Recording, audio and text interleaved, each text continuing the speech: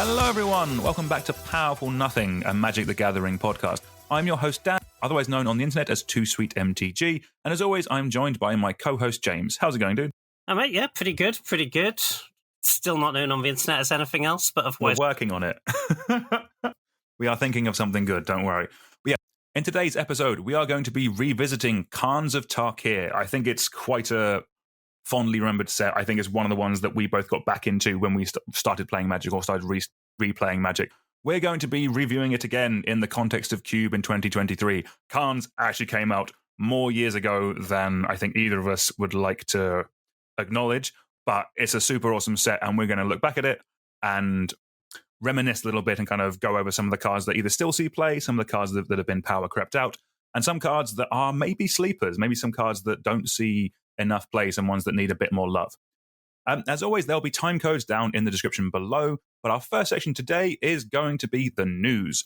So, last weekend, Jean-Emmanuel Depraz is our new reigning, defending, undisputed world champion of Magic. He won the finals with Esper Legends, and he beat an Esper mid-range deck. The whole finals were actually standard, which is part of something we'll get onto in a little bit. But James, did you see any of the finals? What do you think about the decks or the players who were taking part? Yeah, I didn't see a ton of this tournament. It looked cool, though. So yeah, the tournament as a whole was like limited, so Wales, Veldrain, Draft, and Standard. So I think the Pro Tour is normally like 3 rounds of limited, 5 rounds of constructed each day. This was 3 rounds limited, 4 rounds of constructed, so it's even a little bit more sort of the limited mattered a little more than it does at a regular Pro Tour. I watched a little bit of a draft on day one. That seemed cool. Good coverage. I saw a tiny little bit of the actual finals match on YouTube. But yeah, it seemed like a cool tournament. Absolutely stacked top 8. We've got like Reed Duke in there, Jean-Emmanuel Depraz. I think he's one of those players who's been like low-key crushing it for a really long time, and maybe I kind of think should be thought of a little bit like, you know, it's not a surprise at all to me to see him here. Mm-hmm. Willie Adel in there as well. Also, got to feel bad for I'm going to butcher his name. Alex von Stange missing out on top 8 at 7-1 seems really rough. Ooh, that's harsh. Like, it seems like you should format a tournament so that doesn't happen. Was there other players on 7-1, or was everyone like 8-0 or something like that? Next, him on 7-1, then we're on to 6-win people. Oh, really? And he still missed out? Yeah, wow. So he's just hanging out there in 9th, which seems really rough. Yeah, that's really harsh. But I think one of the big things with the Magic World Championships is that the main event or Standard was a big part of it. Like, how are you seeing Standard at the moment, James? Are you playing that much of it, or kind of like how balanced are you finding the format? I've not played really much of it at all. It doesn't seem massively balanced to me. Like, not as in there's a very clear best deck, but like in terms of colors and things, like black mid-range as a sort of overarching archetype still seems incredibly strong. Like, if you just look down this top 8, it's really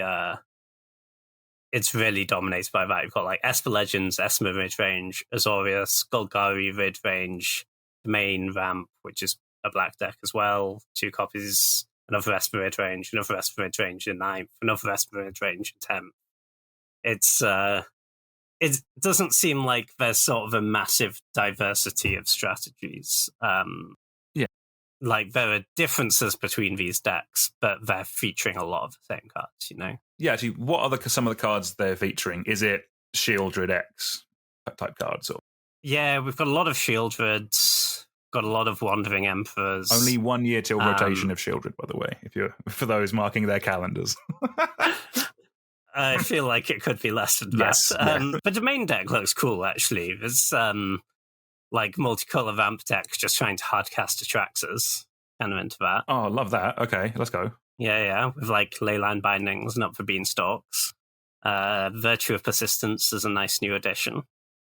So yeah, it doesn't look horrible, but it's not like I haven't played Standard in a while, and like looking at this selection of decks doesn't make me go, "Ooh, I want to play Standard again." That's fair. There was one deck we were talking about before we started recording, like a mono blue cauldron list. Do you want to talk about that a bit, James? Because that one does sound quite cool. Oh yeah, this deck looks phenomenal. If this deck is good, I'll play Standard again. It didn't do that well actually. It went 4-3-1, but it's draw. A really sweet strategy. Love that. So Training Grounds is not a card I knew was legal in Standard, but apparently it is. Really? What was that printed in? Okay. So Training Grounds, for those who don't know it, is a single blue mana for an enchantment. Activated abilities of creatures you control cost 2 less to activate. This can't reduce the mana cost to less than 1 mana. So the idea is you combine this with Agatha's Soul Cauldron, where you can tap to exile a card from a graveyard, a creature card from a graveyard, put a +1/+1 counter on one of your creatures, and then all your creatures with counters on them have all the activated abilities of all the creatures exiled with the Soul Cauldron. So with this, you can stack up combinations of activated abilities from different creatures onto the same creature.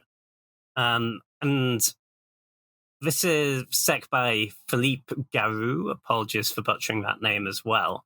Has found some really cool little combinations here. So I think the actual main win condition is if you have a Omen Hawker, which taps for blue and 1 mana, so a blue and a colorless mana, but you can only spend it to activate abilities.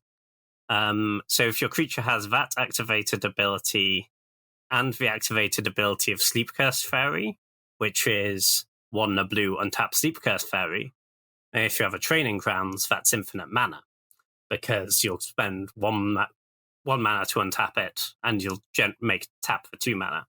Mm-hmm.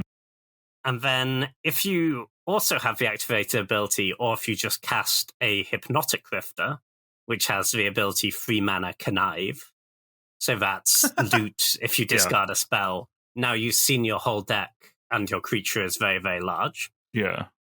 You can then use either the activated ability of a Surge Engine to make your creature unblockable and kill them. I love this, James, but the list is getting a little bit long in terms of sets, well, I mean, once you're seeing your whole deck and having infinite mana, then it doesn't matter what the other pieces are, right? Yeah, that makes sense. Yeah. There's also a single Realm Scourger Hawk Hellkite is the card, which has an ability that pings them, I guess, for when you're unblockable isn't good or whatever. Yeah. And then it's just setting this up with a bunch of cantrips and some counters and whatnot.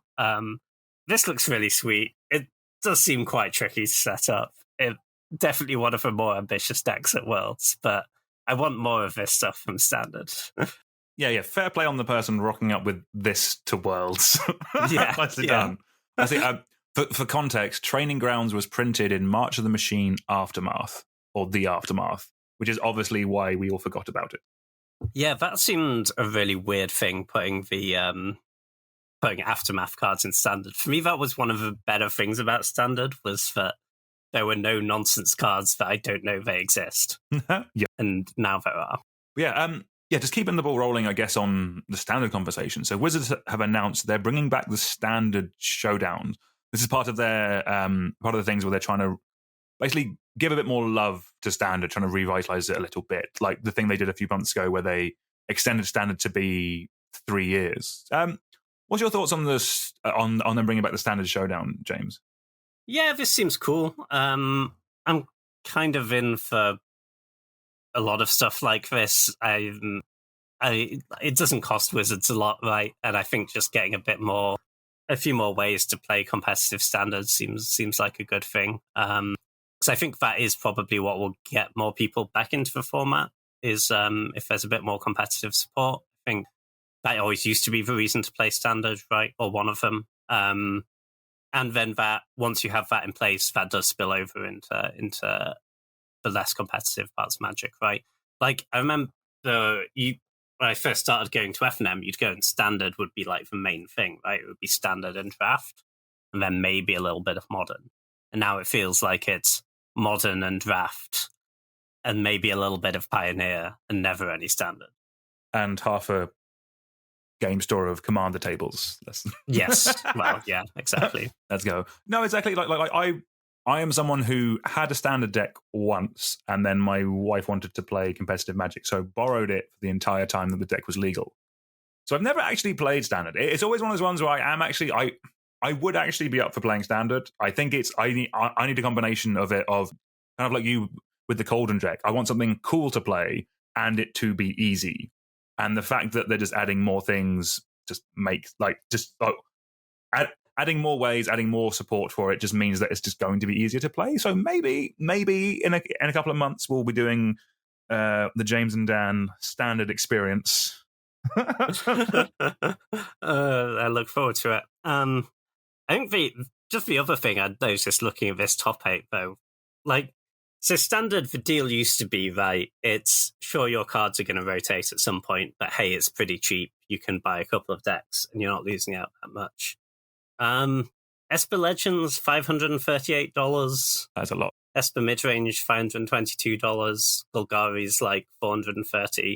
But specifically, how many of them are shielded? Because shielded is seeing play, and I was talking yesterday with people about vintage and legacy play, all this kind of stuff. Yeah, I'm looking at shielded, and it's like $70, $75, $80. Yeah, a lot of that is for 4 shieldreds. That's true.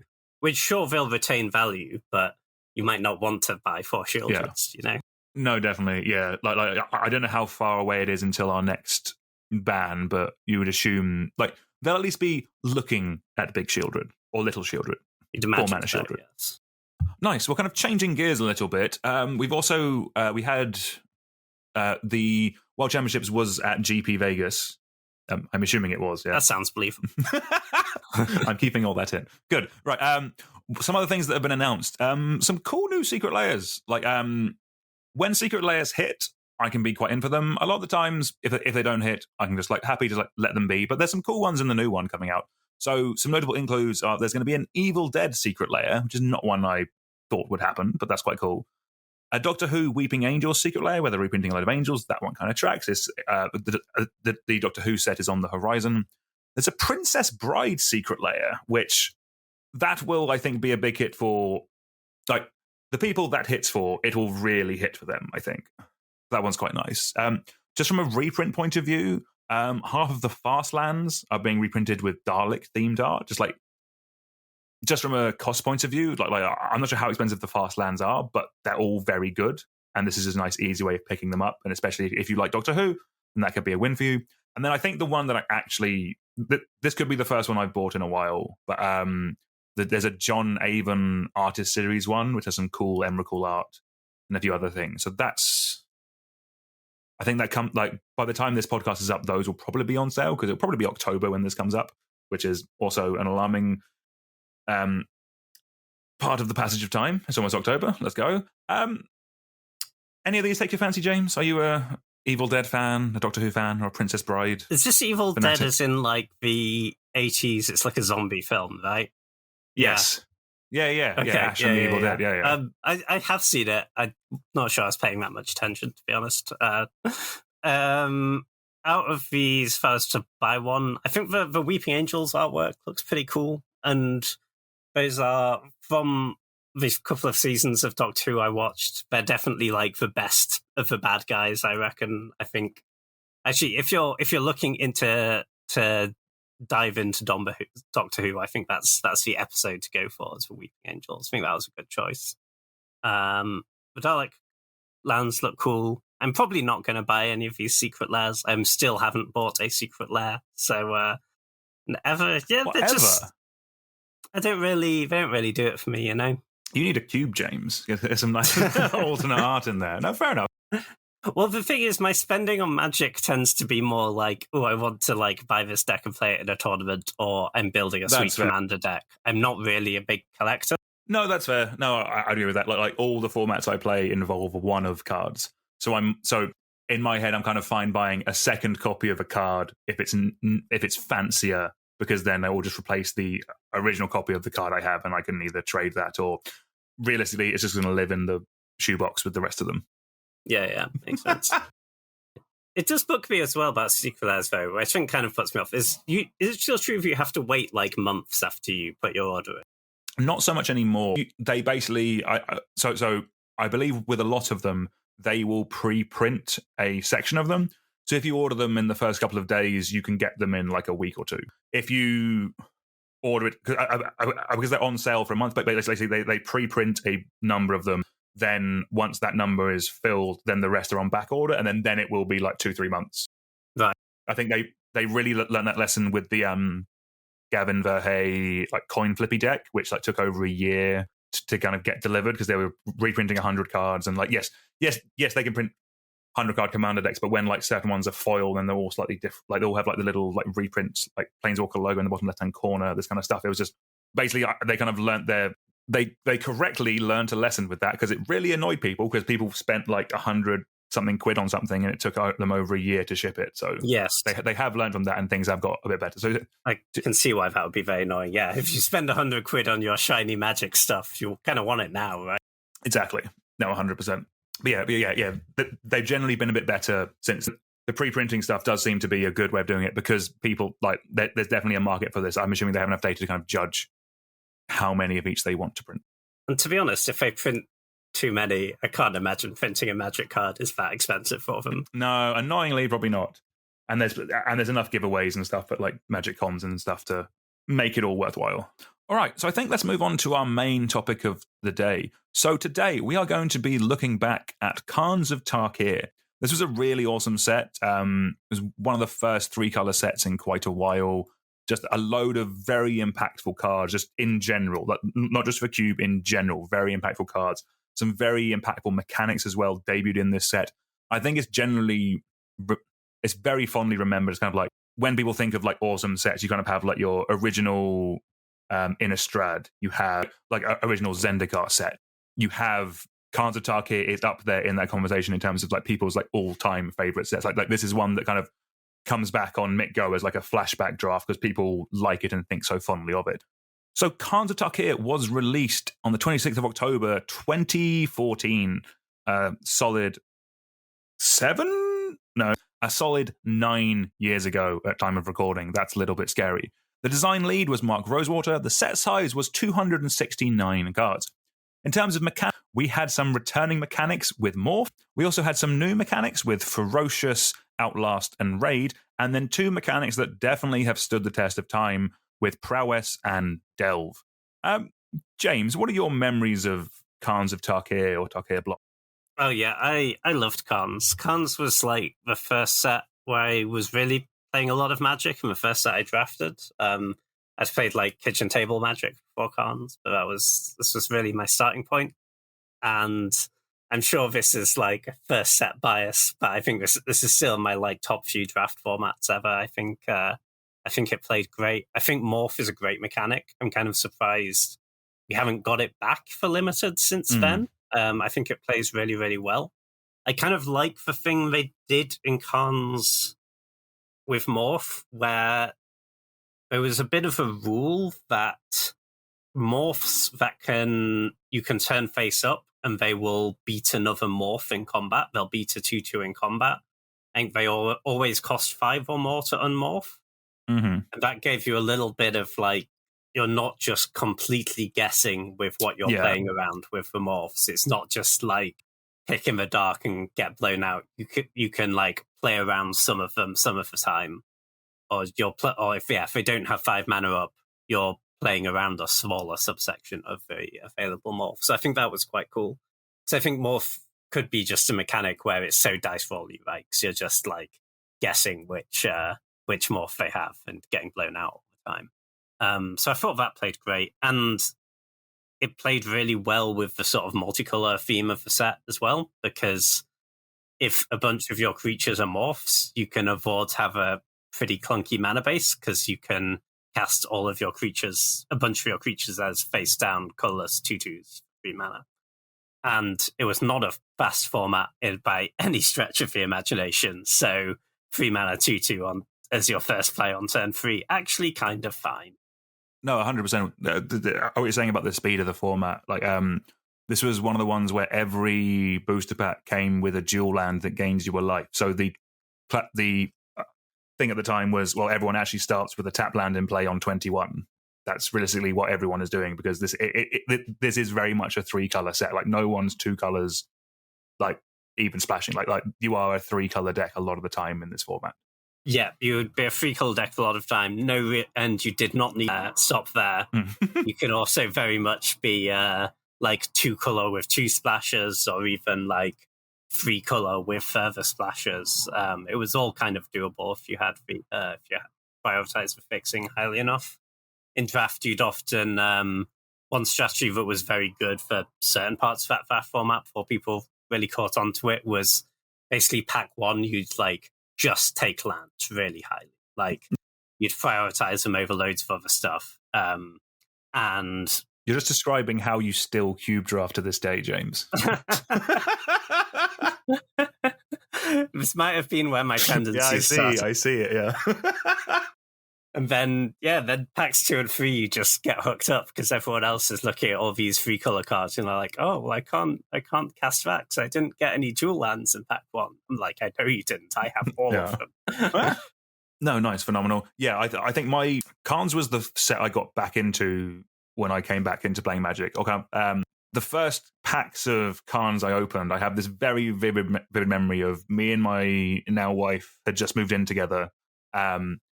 We were moving boxes into our flat at like 1, 2 in the morning, and someone who will remain nameless in the situation, that someone who wasn't me, left all of our keys in the flat as we closed the door. The only thing we had outside with us was a phone to call a locksmith and a box of Khans of Tarkir. So at 2, 3 in the morning, after just moving into this new block of flats, as we're waiting for a locksmith, we are doing half a box sealed of Khans of Tarkir. That sounds phenomenal. Yeah. The perfect movie experience. Exactly.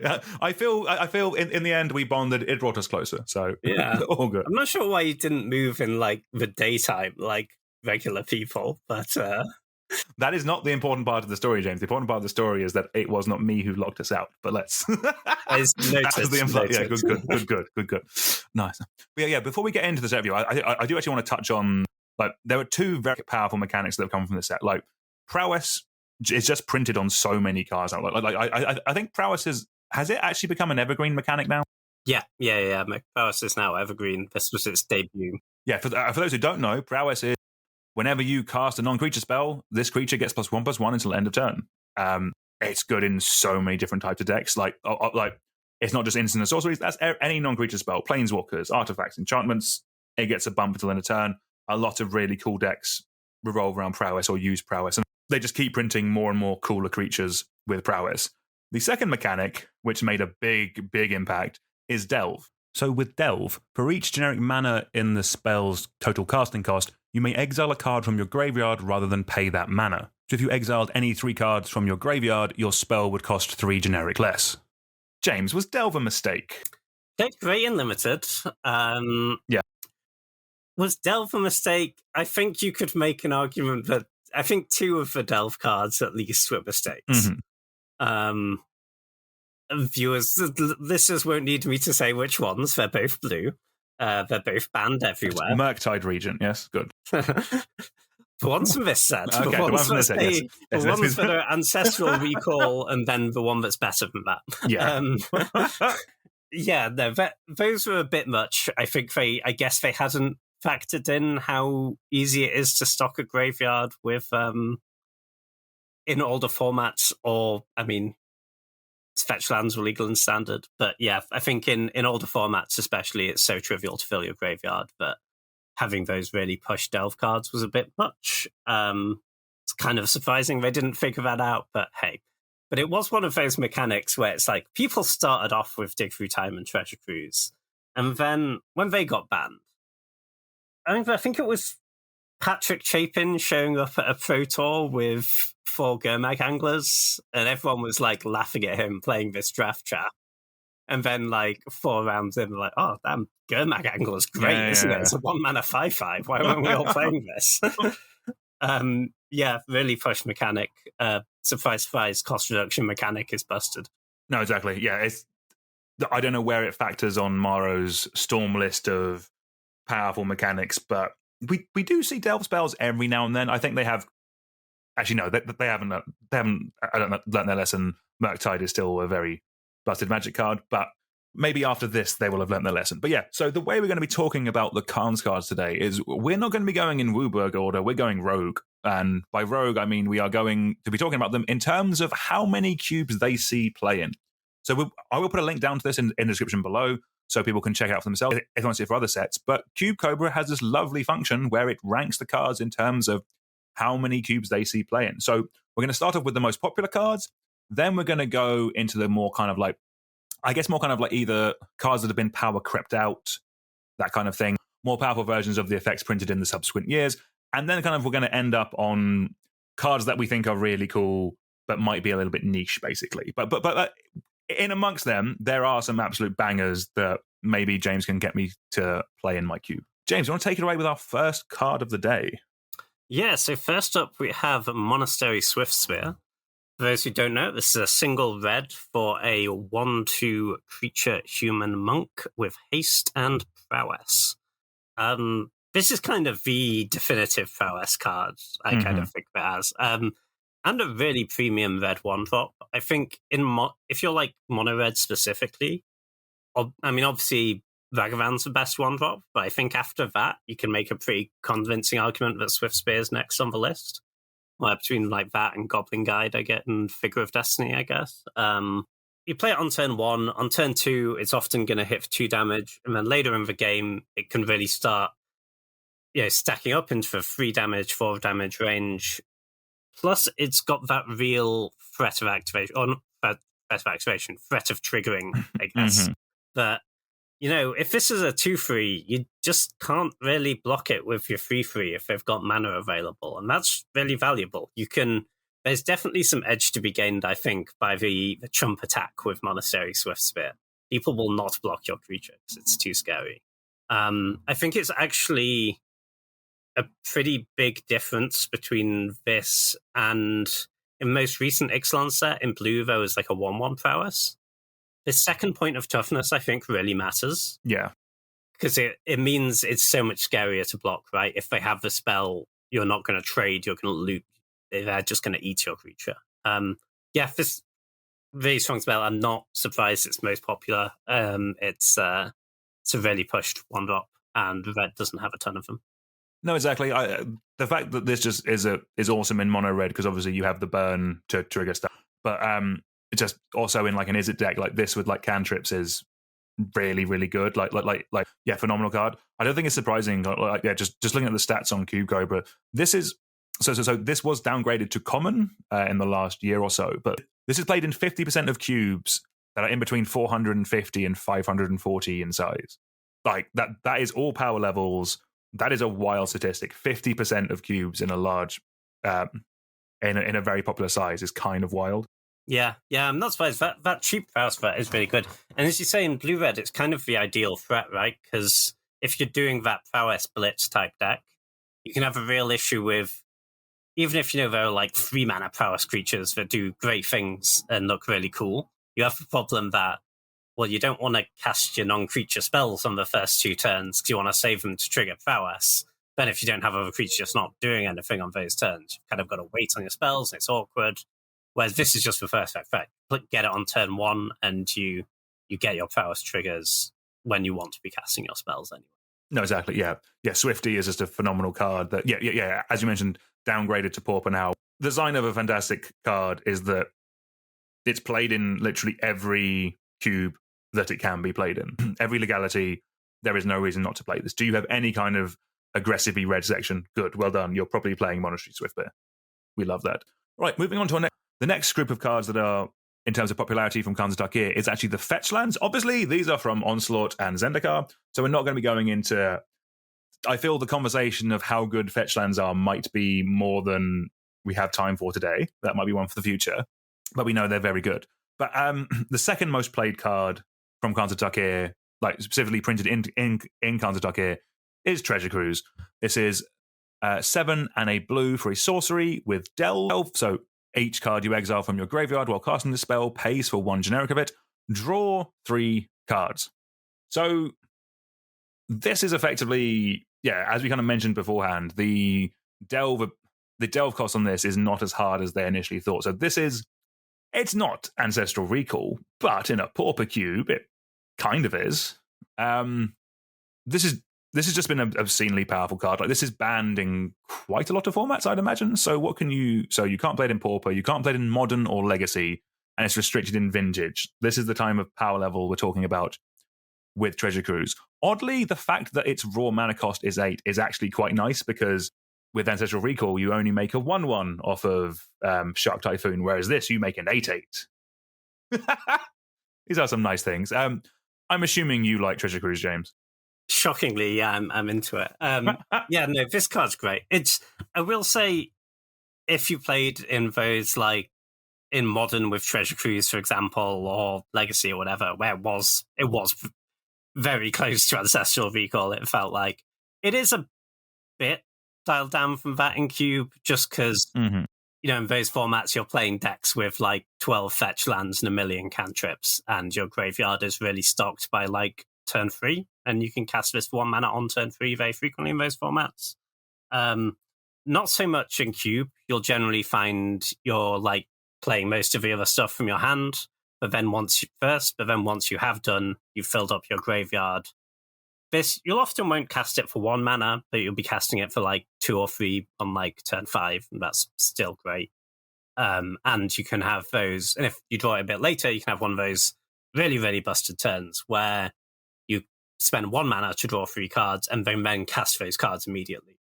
I think people tend to see mana efficient cost as just, like, what's the earliest point you can cast this card, which and for Treasure Cruise and Cube, you don't cast it that early, but mana efficiency really, really still matters later in the game, especially on card draw. That means you get to cast those cards you draw into right away. This is a great card. Yeah, 100%. Just being able to double spell later in the game it can really pull you back into some. Right, do you want to take it away with another blue card that I'm assuming you also like, James? Would love to, yeah. So next up, we have Treasure Cruiser's best friend. This is Dig Through Time. 6 generic, 6 blue for an instant. It also has Delve, and you can look at the top 7 cards of your library, put 2 of them into your hand, and the rest on the bottom in any order. This, I think, is actually a decent amount better than Treasure Cruise in Cube, specifically. I'd say Treasure Cruise was probably slightly the more busted of them in constructed formats, because you were casting it for 1 all the time. But in Cube, you're often not going to be able to pay all of the 6 cards or 7 cards from your graveyard, so you're fine casting it for 2 anyway. Obviously, this always costs a minimum of 2, because there's 2 blue pips in it. But the effect of looking at the top 7 and taking 2 of them is, I think, quite a lot stronger than draw 3 in Cube, because by that stage of game, you'll be looking for specific things. You probably don't care about lands anymore. You're looking for action. You're looking for combo pieces. And this is a perfect way to find them. Often by the time you're casting this is looking at like a third to a half of your deck. And that's really, really busted. Great in combo decks, great in control decks. Not really any bad things to say about this. Instant speed also is obviously a big deal. You can be holding up your canned spells, and then when they don't do anything, you dig and they cry. Yeah, 100%. Like, Treasure Cruise and Dig Through Time are cards that I kind of wish I knew how to play with better, if that makes sense. They're both super powerful, and I think it's fair to say they've been a staple in most cubes that can play them since they've been printed. Yeah, I would say there's the only thing to bear in mind is you don't want too many Delve cards in your deck, generally, unless you're fueling your graveyard really, really well, because obviously, if you cast your Treasure Cruise, exile your graveyard, and draw your Dig Through Time or another Delve spell, now you have an empty graveyard. And you do want to be prioritizing just cheap ways to get cards into your graveyard. So, like, fetch lands are phenomenal for this. Any sort of cheap spells are great for this. Spells generally, I'm talking about instant sorcerers, because they go straight to your graveyard. Creatures, they might just hang around, they might get exiled. They're still, you want cheap spells really to be fueling your graveyard quickly, and obviously any like looting effects or milling effects are great. Actually, I guess while we're on the topic of specifically like the more broader delve spell, as it were, how many would you run on a deck? Is like so in a 40-card cube deck, is 3 too many? Are you kind of going for 2? I get the impression that 1 is kind of a freebie. Like after that, kind of where's your line, James? Yeah, I agree. 1 is a freebie. I would very rarely run 3. Partly, I mean, not that it would be like impossible, but unless you're like milling yourself really, really aggressively, it feels like often at that point you'll be paying a lot more mana for them and you'll just have better options. And to be honest, when I've got 1, I'm prioritizing the second slightly less. When I've got 2, I'm really not prioritizing the third. And often, once you're past these 2, and you could argue like Murktide Regent, a lot of the other ones are like good cards, but they're not so much better than the other options that you have to run them. And like, yeah, if I've got already got a Dig Through Time and a Treasure Cruise in my pool, then I just play a different threat over a Murktide Regent. Yeah. No, at that point. No, that makes sense. No, all good. All right, let's move on to our next card. I'm kind of glad I got this one. I do like this card. Next, we have Blood-Soaked Champion. It is a single black for a 2/1 human warrior. It can't block. That doesn't matter. It has Raid, which is 1 and a black. Return it from your graveyard to the battlefield. Activate this ability only if you attacked with a creature this turn. So this was kind of the start of them printing a lot of really good 1-mana recursive 2/1 black creatures. Like we'd had Gravecrawler before this, but the drawback on that is it needs zombies. Like since this, we've had like Cult Conscript, Dread Wanderer, like Gutterbones, like these kind of black recursive creatures. Like I fully admit they are nowhere near as flashy as Swift Spear, Treasure Cruise, or Dig Through Time. But in a cube, these really do. They tick so many boxes in so many different archetypes. Like if in your cube you have any kind of like aristocratic style strategy, these are phenomenal because they are real creatures. Like a 2/1 for 1 is a perfectly good aggressive body that you can run in like an aggressive deck. Maybe you're like a Rakdos aggressive deck, but you can also run it in your aristocrat deck. Like just the flex slot in terms of just building a cube that cards like Blood-Soaked Champion fill, I think is really important. And like they are some of the first cards I would put in a cube if I wanted any kind of aristocratic style section whatsoever, because they just cross over with everything else that those colors are trying to do anyway. But Blood-Soaked Champion on them, I still think Blood-Soaked Champion is a good cube card in 2023. Maybe not at the super highest power level, because I personally don't think Aristocrats makes that cut anymore. But for any kind of, I would say kind of any kind of like modern, maybe even legacy power level, like if you have anything like that, like anything where you're sacrificing creatures or swinging with creatures and black is involved, I think Blood-Soaked Champion is a really solid option. Yeah, I'd agree with all that. The raid ability is kind of a bonus part of the card, right? You want to be interested in a black for a 2/1 creature, I think. But this goes nicely in. I'm sure I've made this point on this podcast before, but I think often the best aristocrats decks aren't necessarily the dirty ones that are maybe trying to set up a combo or whatever. They're the ones where it's like, well, I'm going to play a 1-drop creature, a 2-drop creature, and a Rabble Master and hit you with loads of things. And you'll be fairly low, and then I'm going to finish you off with a Blood Artist or a Goblin Bombardment or whatever. And this plays really well into that approach. Yeah, 100%. Love this card. The only thing I would say is I do want more of these at uncommon, so peasant players can get their hands on them. I think Blood-Soaked Champion could be a uncommon in 2023, don't you? Oh yeah, I'd certainly imagine so. The only caveat I'd have with this card is don't let it trick you into playing mono black aggro. Don't do it. The hatred is so real, James. Right, do you want to take it away with our next card? Yeah, so next up we have Seeker of the Way. This is 1 white for a 2/2 creature human warrior with prowess. And whenever you cast a non-creature spell, Seeker of the Way gets lifelink till end of turn.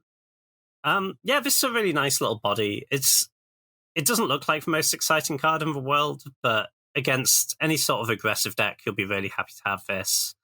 And 2-mana 2/2 prowess is honestly just not that bad in the right deck. You'll this will very frequently be attacking as a 3/3 at least, and 3/3 lifelink for 2 is great. Obviously, it's not always that. You won't always get to block with it as you want, but with lifelinkers, you can just take the damage and swing back, and yeah, it's a solid little card. I don't it's not probably going in the most high power level cubes, but any other sort of cube, it's a really solid inclusion. It goes in a wide variety of decks as well, right? You can put this in your white aggro decks. It's maybe not like your premier 2-drop there, but it's totally fine. And you can also put it in, like Jeskai tempo sort of stuff. You'll get a lot more non-creature spells, and that'll be great for this card. No, 100%. I think this definitely got a resurgence when this was also downshifted to common again, I think maybe like a year ago or something like that. So pauper players now have their access to it. Like, this kind of does go in an archetype that I've not had a chance to test in my cube. I think for power level reasons, I don't think it's there, but like there is definitely something to say about the Feather the Redeemed kind of combat trick, re-getting your combat trick, kind of like Feather the Redeemed, like Dreadhorde Arcanist, replaying your combat tricks, buffing up your creatures. That works really nicely with Seeker of the Way. Seeker of the Way is a great target for that because it has prowess in itself, and as you've mentioned, James, you'll gain the life back with the lifelink from it that you get when you cast a non-creature spell. Like, I think in like unpowered or like budget cubes, that is a really cool archetype, and it's definitely something really cool that Boris can do that I would like to do in mine, but it doesn't. The rest of my cube is too powerful to do that. But in a lower powered level cube, I think that's a really cool archetype that you can do when everything else is slightly powered down to that level. Yeah, 100%. And one other point with prowess, which is really nice actually, is often the sort of prowess adjacent cards you see printed trigger off like instants and sorceries specifically, whereas prowess is non-creature, so like your equipment will also trigger this, your auras will trigger this, your Moxen will trigger this if you're playing in a powered cube, which certainly goes a long way. It means it's a lot easier to have like 10 plus spells in your deck. No, yeah, 100%. Yeah, I love Seeker of the Way. All right, moving on to our next card. Next, we have Murderous Cut.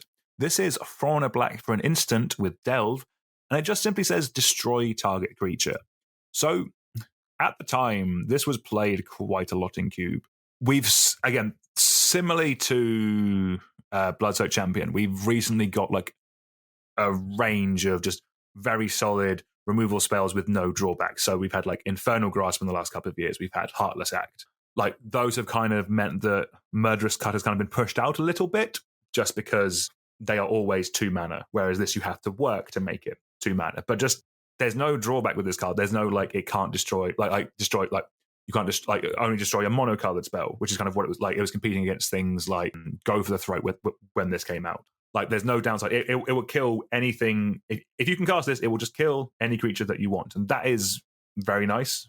Yeah, 100%. I'm quite high on this one. I think obviously it has the downside that it doesn't kill anything on turn 2, really, which is where those other cards do. So it's not good at removing elves or whatnot, which means it's probably not great if you like don't have a lot of removal. So in which case, you really need all the removal you draw to like kill what you want all the time. But this is, I think, quite nice if you're playing in like a black-based control deck with a lot of other removal spells, and you can, fire off your disfigures and whatnot early to kill the early stuff, and then later this is an incredibly mana-efficient way to deal with anything. Because it's, if you don't have other delve spells in your deck, obviously you're at like turn 4 plus, it's very frequently going to cost 1 mana, and 1 mana kill anything is kind of busted. I like this card. No, so we actually recently re-added this to my own cube. The reason for that is because we're talking about Demonic Consultation being a bit too good, and an alternative to that is Inverter of Truth. One thing with Inverter of Truth is you need to be able to, that's the one that kind of, it's a very weird Eldrazi that lets you swap your graveyard with your library, but the idea is that you have a Thassa's Oracle and that's how you win. But with that, you need ways of controlling the size of your graveyard, and Delve spells are very good at that. So we brought in Murderous Cut as a weird way to enable Thassa's Oracle. You see, Act is never a combo piece. Exactly. Yeah, exactly. Love that. All right, cool. So next off, we have another cycle of lands. These are the life gain lands. So, for example, and we have the full 10 of them, so all 10 color pairs. They ETB tapped, tap for a mana of any color, and when they enter the battlefield, you gain a life. These were, I think, most half a cycle printed in original Zendikar, but there were 10 new ones printed in Khans of Tarkir, giving you the whole cycle. These are good. Obviously, you're not putting these in your super, super high power level cube, but pauper, peasant, a life is a nice, relevant thing to have tacked onto your dual land. You're here for the fixing, but that life is surprisingly meaningful. Think of all the games of Magic you have won at one life, and these can help you get there, right? Yeah. It's not doesn't seem like a huge deal, but it does matter. No, exactly. And when these were printed as well, there just weren't as many good common ways of fixing your mana.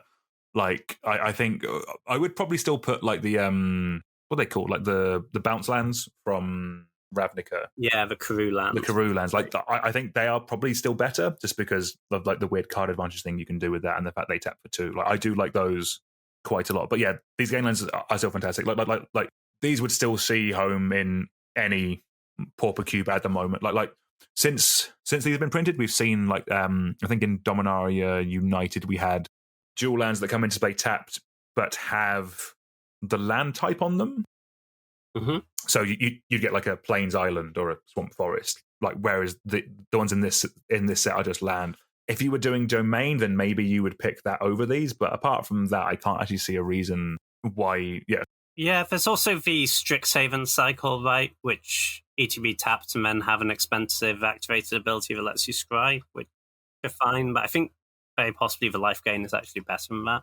Yeah, 100%. You don't have many options at pauper and peasant. Like, to be fair, like that is one reason why some people will just forgo rarity when it comes to lands. But if you are being true, you are being traditional, then yeah, I think these are still just really solid. I do like these. Yeah, sure. All right, let's move on to our next card now. Next, we have Hordling Outburst. It is 1 red for a sorcery. Put 3 1/1 red goblin creature tokens onto the battlefield. So, this kind of, are you doing goblins or are you doing tokens? Good. 1 card, 3 bodies. It also triggers prowess, which we also like. So, yeah, Hordling Outburst is just a really solid. Like I played a load of this at the time, actually. I've always, so my break-in Magic coincided. So beforehand, I was playing in the set with like Goblin Sharpshooter and like Siege Gang Commander, and then came back. I was like, ooh, more goblins. Love that. Good. So yeah, I really like Hordling Outburst. Yeah, it's just a really solid way of it is the epitome of a board state in a can. I think it's a very solid card. Yeah, 100%. And if you are doing the goblin thing and you have lots of goblin lords, you don't really care if your goblins started off as 1/1s or 2/2s, whatever. They have 3 things that say goblin on them, and that's plenty for 3 mana. There's literally no other reason to play this card, though. But go wide, maybe goblins, yes. Anything else, no. No, 100%. Like at some point, I do want to work out a way of getting like typal, like creature type matters stuff into my cube. I've been toying around with elves. Like goblins is a very easy one to do, if I'm honest with you. Humans as well. Actually, now I think about it, there is actually humans already just in my cube, and I've spoken about it in the last week, so I probably should have remembered that. But like goblins is another easy one to do because you can do it in. You can just make any red aggressive section just care about goblins, and there you are. Yeah, you do need quite a lot of cards for it to be good, though, right? The time goblin decks really pop off for when you're like Goblin War Leader, Goblin Chieftain into my like 3 other goblins. Into your Hordling Outburst, James. Into my Hordling Outburst. There you go. Yeah. All right. Next up, we have another land cycle. These are the tri-lands. So these are the wedge-coloured tri-lands. Is that what we call them? Ooh, I'll go with that. Yes, because I think the other ones were from Shards of Alara. Yes, so they're shards and these ones are wedges, is what I'm going with. Yeah. So these are the wedge-coloured tri-lands. So, for example, Tima, Abzan, Jeskai, or the Karns tribes. So these are ETB tapped, tap for one of the three colors. End of text box. These are good. I guess they've kind of been power crept or whatever with triumphs being printed. Oh, they've been like in non-rarity restricted cubes. They've been punted into oblivion by triumphs. I mean, yeah, they are strictly worse than triumphs. Yeah. And I don't need you to tell me in the comments that, your opponent could cast a boil, so they're not strictly worse. We don't need that. Yeah, these but triumphs are like 10, 15 quid each. I think if you want some budget triumphs, or if you want some triumphs for your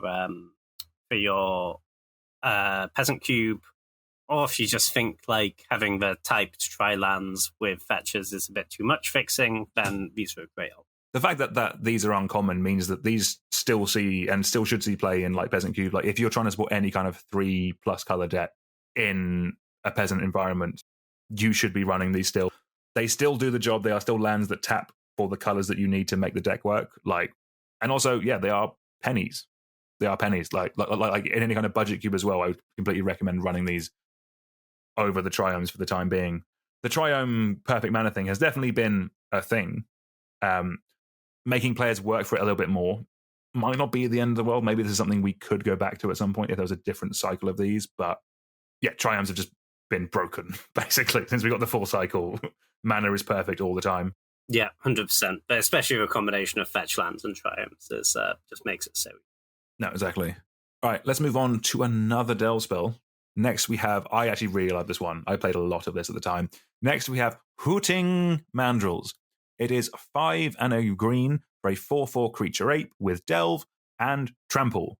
So this is just a good card. Like if you're in any kind of like what I like about this card, about Hooting Mandrills, is it does kind of go in a number of different type of decks in Cube. If you're doing any kind of like Golgari self-mill thing, this is a reward for that. You probably will play Gurmag Angler as well as this, but like not many other decks. Like it's a very good card for your deck. You should be able to get it quite easily in the draft. I don't hate this in like a Gruul Monsters deck, actually, now I think about it. Because like if you burn some of their creatures, you remove some of their stuff, this comes down like turn 3 or 4. That's still like it will still kill people. It's still a 4/4 with Trample. Are you against that take, James? And kind of see you. I feel like Gruul Monsters, like 90% of your spells are permanents, and don't immediately go to a graveyard. And then by the time you're casting this, you could be casting a Questing Beast or something, which is a 4/4 with many more words. It is a lot more words, actually. Yes, now you mention it. Yes. This only has 2 non-flavor text words. But it is a good card. No, I do agree it's a good card. I also quite like it in like blue-green sort of tempo-y flash stuff, because you can get it to be so cheap. But like you can, if you're playing a lot of cantrips and whatnot, it's pretty easy to get to the point where on like turn 4 you can cast this and have a counter spell up, and it's like a high enough impact creature that if you can sort of protect it and the rest of your board state with a counter, it will kill them. Yeah, no, that's cool. Yeah. I do like the Hooting Mandrills. Like, doesn't this see like legacy play? I think like Tima Delver, maybe. Oh, okay. You'd have to ask your wife. I would. Oh, yeah. Maybe Ren in 6 getting banned probably kiboshed that deck a little bit, but yeah. I mean, it would seem a bit odd. I guess you just want the 1 mana threat. Like, I was a bit like, guys, we could play Murktide Regent, but I guess you just want the 1 mana threat in that format. This is cheaper than Murktide Regent. It is cheaper than Murktide Regent. That is true. It is cheaper in both mana and dollars. Yes. Yeah, no, very solid card. But also, I think exactly the sort of Delve card where you're like, I have another Delve spell. I'll just put in this generic other threat instead. Yeah, that makes sense. Yeah. Or, I mean, I guess the fact that you said that you like this in like the Simic thing, like the Simic deck, I'm assuming you're taking Treasure Cruise, or like you're playing Treasure Cruise and Dig Through Time over the Hooting Mandrills. Yeah, pretty much. All right, well, next up we have a spell which, honestly, I kind of just thought had always existed in Magic. I was kind of surprised to see this was the first printing. But yeah, next up we have Tormenting Voice. This is 1 red for a sorcery. It's an additional cost to cast Tormenting Voice, discard a card, and you draw 2 cards. This is just really solid. It's you generally need a reason to play it. You're not just generically putting it in your like Gruul Monsters deck because you want a card draw spell, but obviously you're not actually going up cards. But there's a lot of things this synergizes with, and you don't need a big reason to play it. You just need a bit of stuff. So, for example, this is good in like a Reanimator deck that touches red. You get to put a card in your graveyard. It's good in a Madness deck because it's a cheap way to let you discard a card for value, usually. And it's also pretty fine in just like a blue-red spells deck, right? Because you often just want things with the types instant or sorcery, and you often care about those things going into your graveyards, but maybe you get to put 2 of them in the graveyard. Yeah, not like you're never like really excited to have a Tormenting Voice, but it just fills a lot of roles, and I think merits a spot in quite a lot of cubes. I'm not surprised to see it's highly played. I would say I'm always like if I'm playing a deck with Tormenting Voice, I know I'm going to have a good time because I'm doing some madness shenanigans. I think the main thing with this card is obviously Eldraine happened to this card and a lot of other cards, and we got the instant speed version with Thriller Possibility. I don't think you want like actually maybe in like a 720 you might want multiple of these effects, in which case you're probably still going to run Tormenting Voice as a second copy of Thriller Possibility, basically, if you want that effect. But yeah, just the fact that Eldraine has a lot of things to answer for, and Tormenting Voice can add itself to that list. Some sort of massive class action lawsuit on the part of old Magic. Yeah. I guess also like Cathartic Reunion, the discard 2, draw 3 one. Is sometimes better, not always better. Yeah. Also nice with, and this is I think kind of a niche thing in Cube, but if you're supporting Dredge, I'm listening. This is these things where you discard first are way better than looting, actually, because you get to discard the Dredge card as part of the cost and then dredge it immediately, which is quite nice. Yes, phenomenal. That is proper Magic done correctly. Well done, Jake. Let's move on to another card. Next up, we have Disdainful Stroke. This is another one that I thought had just been around for years, actually. But it is 1 blue for an instant. Counter target spell with inverted mana cost 4 or greater. So in cubes, I think this one is a little bit tricky just because we do actually have a very good selection of counter spells. Like you kind of have your staples like counter spell, and if you're in higher powered level cubes, you can run like Force of Will. But like Disdainful Stroke is tricky. Like compared to other 2 mana ones, I do think it struggles because like I would personally want to run Daze, like Loose Focus, even like Mana Leak and Remand are going to be more consistent than this. I know we're not really talking about Commander, but I think this is one of the best counter spells for Commander, actually.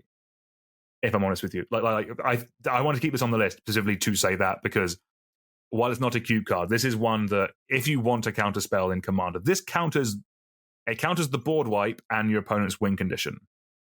A lot of the time, that's the thing you want to be answering. So that was my quick TLDR. Play this card more in Commander, people. Yeah, shockingly, curves in Cube quite a lot lower than curves in Commander.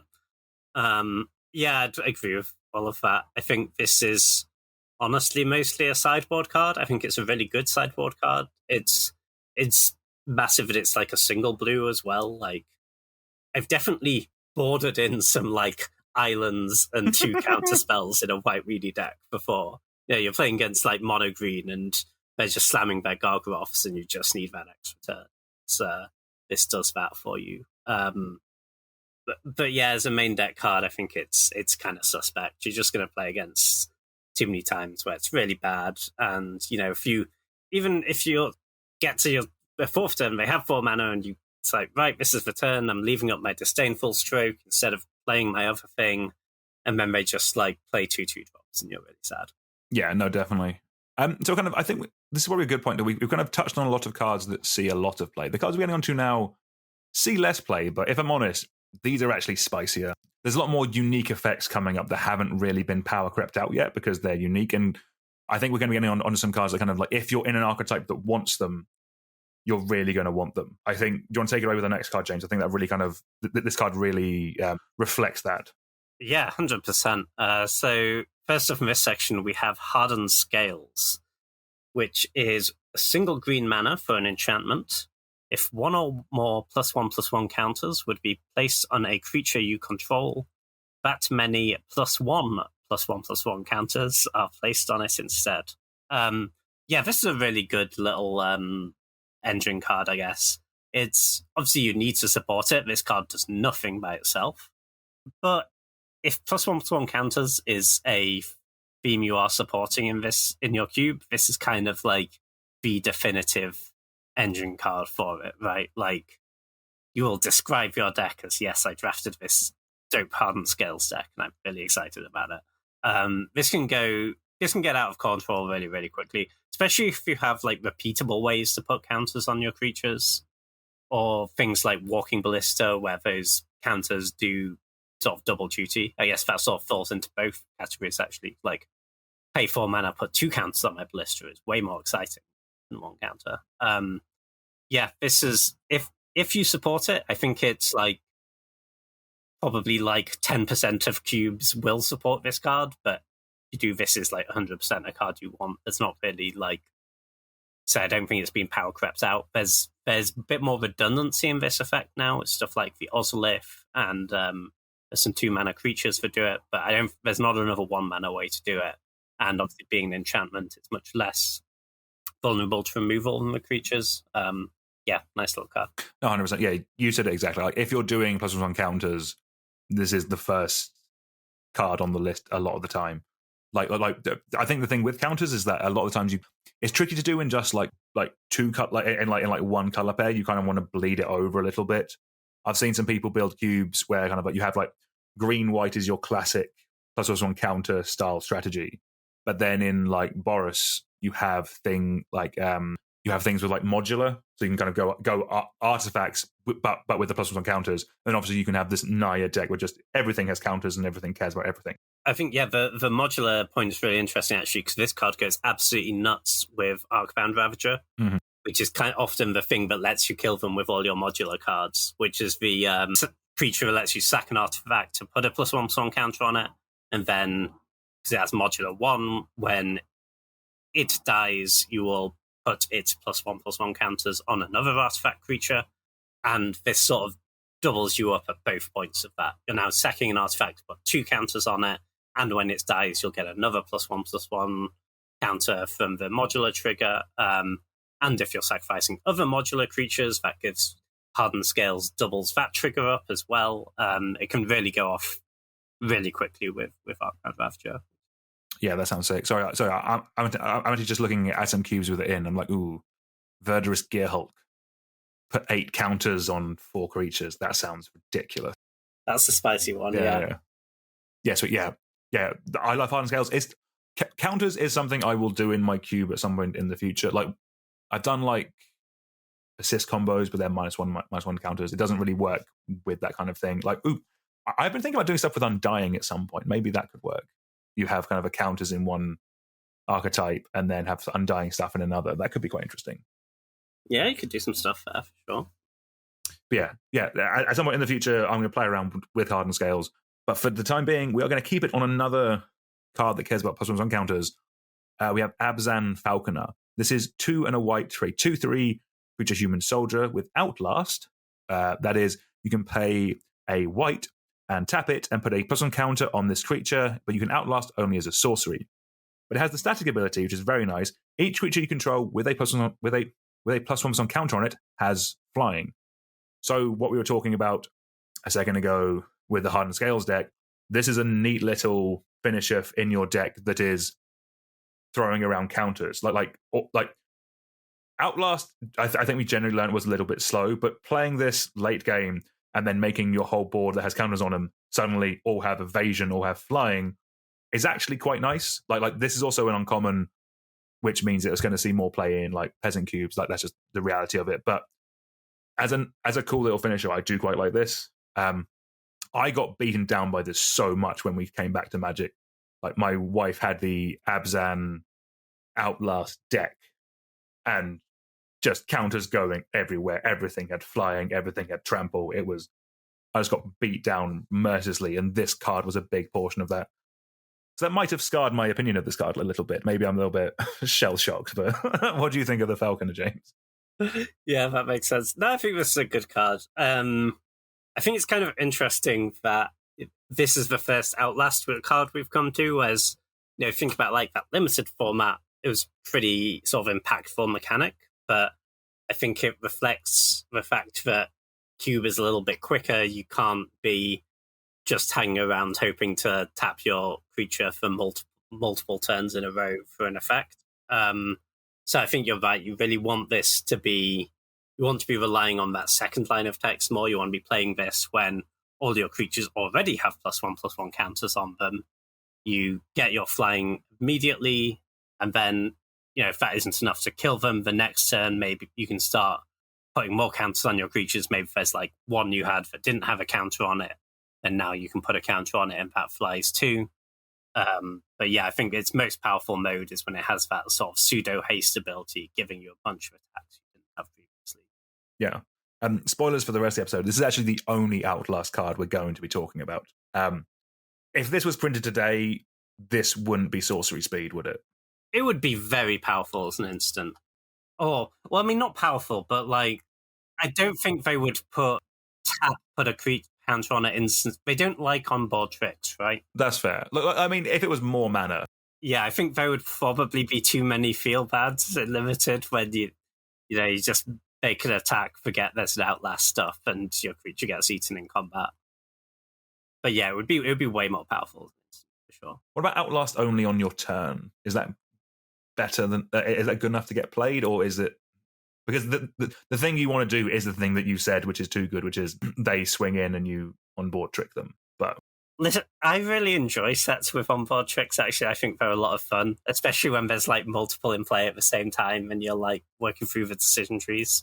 I don't think Wizards think that is a good play experience. No, that's fair. Maybe in like a future Time Spiral set, we'll get like super Outlast on one card, or like really quick Outlast or something like. Yeah, I think there's that.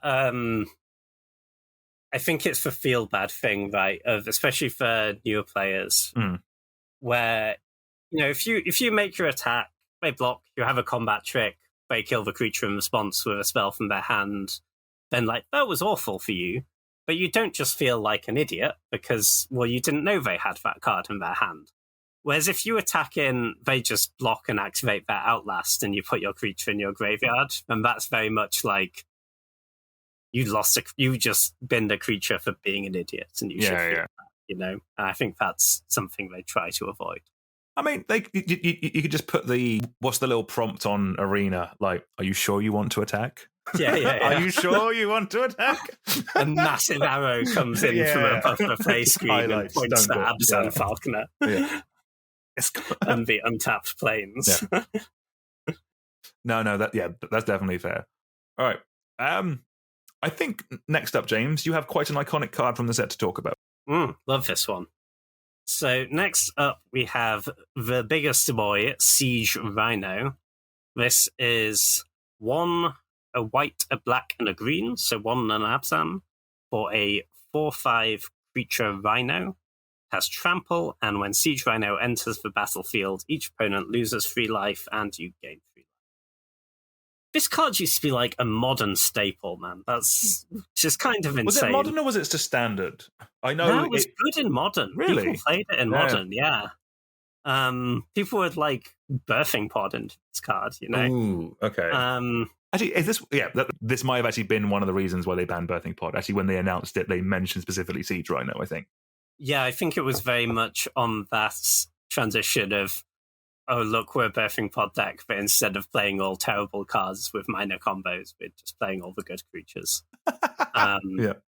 The problem is, this isn't really a good creature anymore. I don't think it's kind of just got power crept out. If you're looking at the really powerful stuff, like compare this card to Shieldred, and it doesn't do well on the comparison. It's got trample, not nothing, but yeah, but Shieldred has Death Touch. It just beats it in combat, but more importantly, it just keeps triggering, right? No, like I know. With Siege Rhino, you can take your hit, and then on the way in, then maybe you can block it or whatever. Whereas with Shieldred, it kind of feels like you can't kill them, and you're gonna die pretty quickly if there's a Shieldred in play. Yeah, that's actually a really good comparison, actually. And it's one color in opposed to 3 colors.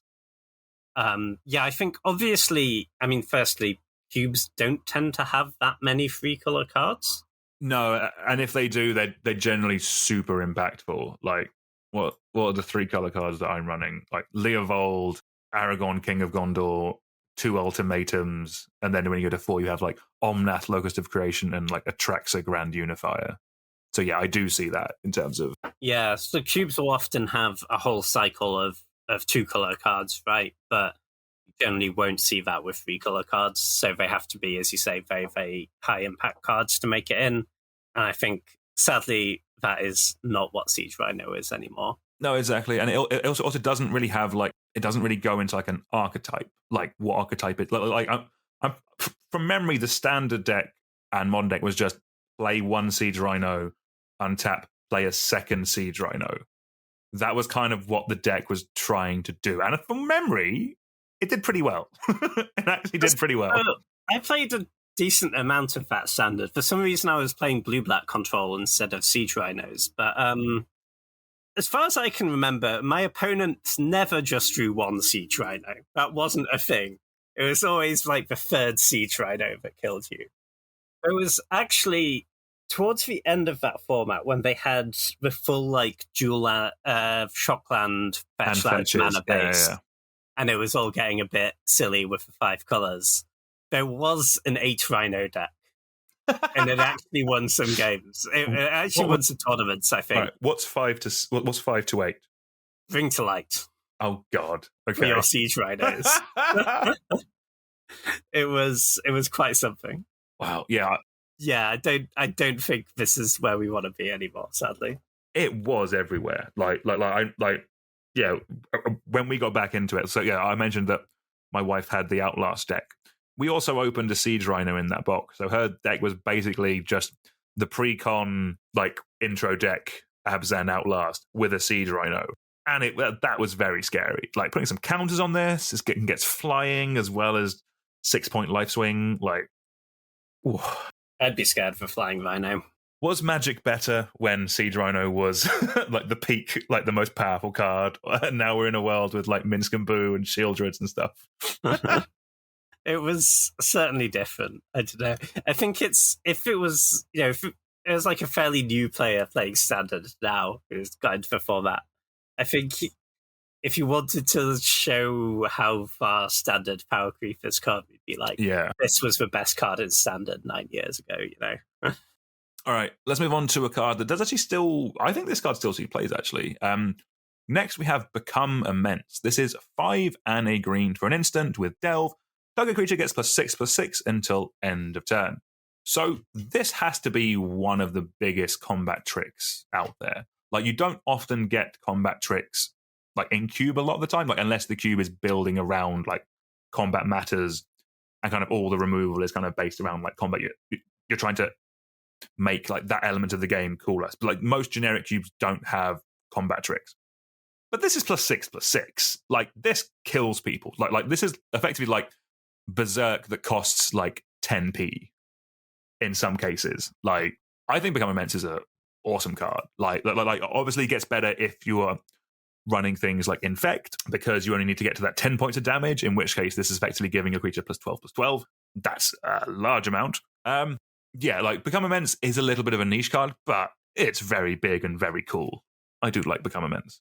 Yeah, 100%. This is +6/+6 will definitely win a combat, but that's not what you're here for. You're here for deal an extra 6 points to your opponent, generally. Yeah. As you say, great with Infect, great with Double Strike. You want to be enabling Delve, but again, you're probably not doing this like super early in the game. This is the trick you'll use to kill your opponent a lot of the time. I think winning the combat is kind of a backup plan almost with this. But yeah, super high power level if you're building around it. Yeah, as you say, this was really the thing that pushed, I think, modern Infect really over the edge, right? I think it kind of got Gitaxian Probe banned in some ways, actually. Okay. Infect was a little bit too good with this. I could half imagine that any Delve, or like Delve in general, got Gitaxian Probe banned, but I could see this specifically making a difference with it, yeah. Because it actually kind of goes into that deck, because you can see if your opponent has the removal or has any way of dealing with your creature before you Alpha Strike or before you put in the resources to cast this. That does make sense. Exactly. Yeah, exactly. Looking at your hand, I think there's never been a deck that wanted to look at its opponent's hand more than in fact in a lot of ways. Yeah. Like, oh no, you seem to not have a path to exile. I'm terribly sorry, but you're dead. Yeah. Cool. So next up we have Rattleclaw Mystic. This is 1 green for a 2/1 creature human shaman. It taps for a green, a blue, or a red, so the Temur colors. And it has Morph, so you can play it as a face-down creature, as a 2/2 for 3 generic mana, and turn it face-up for its Morph cost at any time, and its Morph cost is 2. And to give you a reason to do that, when Rattleclaw Mystic is turned face-up, you add a green, a blue, and a red to your mana pool. So kind of the idea with this, with the morphing, is that on the turn you unmorph it, it ramps you for 2, right? Because you pay 2 to unmorph it, you get 3 back right away, and you can tap it for mana on that turn. Because a creature you unmorph, it's worth saying, isn't summoning sick. It doesn't leave the battlefield, it just turns face up. Having said that, you almost never do that, especially in Cube. You don't want to be spending your turn 3 playing a 2/2 just to try and get 1 extra mana next turn. So this is basically just a 2-mana dork, and there's kind of I think, an established list of how good the 2-mana dorks are, and I think this one's kind of been pushed down a little bit by some recent printings. Like, obviously the 2-mana dorks are already like, well, I'd rather have 1-mana dorks. And then if you're on the 2-mana ones, well, Caryatid's way better because it can't die. Sakura Tribe Elder's way better because it can't die. And this dies really, really easily. It has 1 toughness. Getting this picked off by a Wrenn and 6 or something feels awful. I mean, it's fine. It's also annoying, though, it doesn't even fix you for all the colors. It only fixes you for 3 of them. I think you can do better than this one, really, on the 2-mana dorks. At this point, there's no shortage of choices. But it's not an embarrassing one. If you want to put it in, people will play it, it'll be fine. Oh, yeah, 100%. Like, I think this is very much when this was printed, I could imagine this seeing Cube play, because outside of Caryatid and Tribe Elder, Steve, there wasn't really that many options for you at the time that did give you multiple colors. Like yes, you had Wall of Roots. Like yes, you had like Devoted Druid, but there weren't too many that fixed you for all of your colors. Now we are spoiled for choice. Like in my cube, I'm running like 2 that were printed in the last like 12 months. Yeah, it feels like almost every set we have like a 2-mana dork that fixes for all the colors with other side, right? Yeah, exactly. You've got one that puts counters on your creatures. You've got the one that turns into a 3/3. I think they're just better options than this. Oh yeah, 100%. The thing I would say is if your cube is supporting morphs, this is a very good morph. You're going to run it in your cube because it is a mana dork. Like that's why it gets in the cube. But just having a higher density of morphs is important, so that you can do the thing of like, well, what is this one? What is this one? You don't keep your opponent guessing in terms of what they are. Like in general, morphs are better in multiples.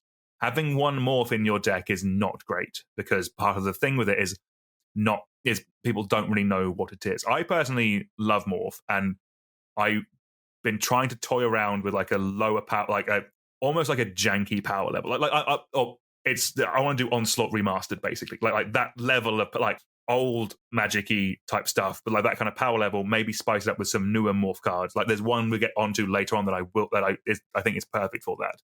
But just having this density of these morph cards is important if you are supporting morphs in any way in your cube. And if you are, I think you are running Rattleclaw Mystic, but that does have the caveat of you specifically want to have morphs in your cube, which I know is not for everyone.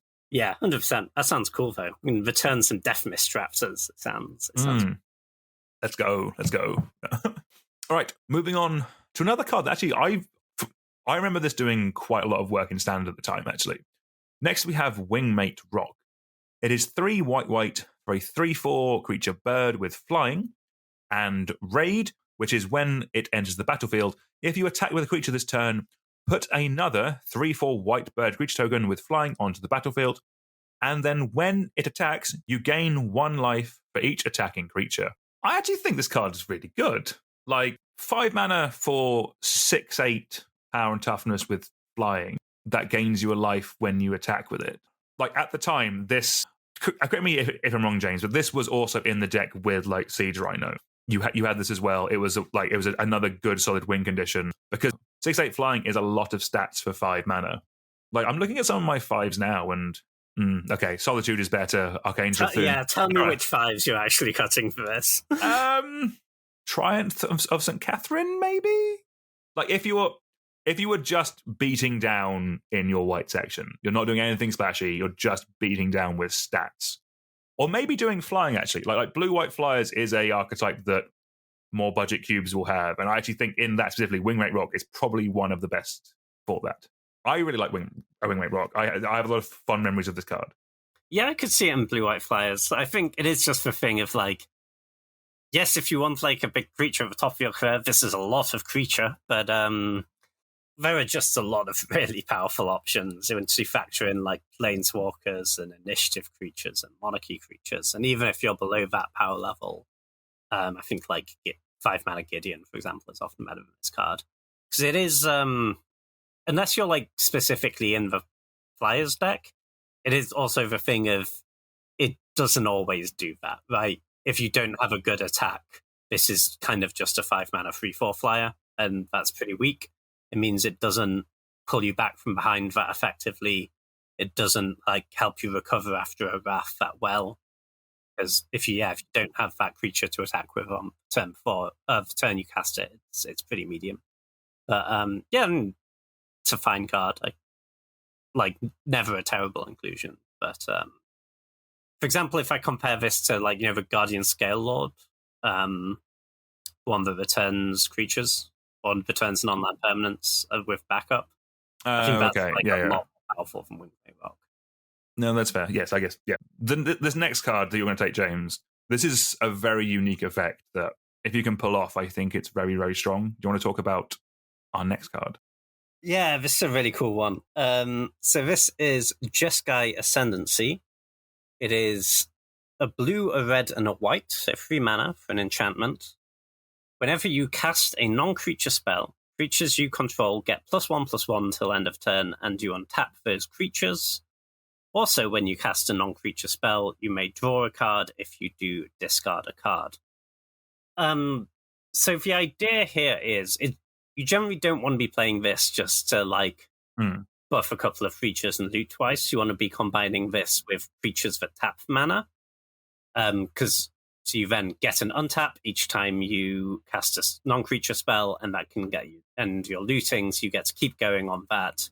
Your creatures get very, very big. You cast a lot of spells. You can do some cool combo stuff. Having said that, obviously, to have the creatures that tap for mana, you then also have to be in green, which makes a Jeskai colored 3-drop pretty challenging on the old mana base. And you need your dorks to live.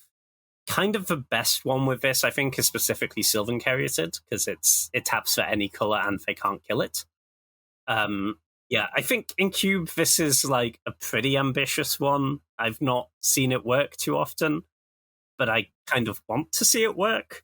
I think there's also a pretty cool combo with Life Death, which is in quite a lot of cubes, because it's just a decent reanimation spell.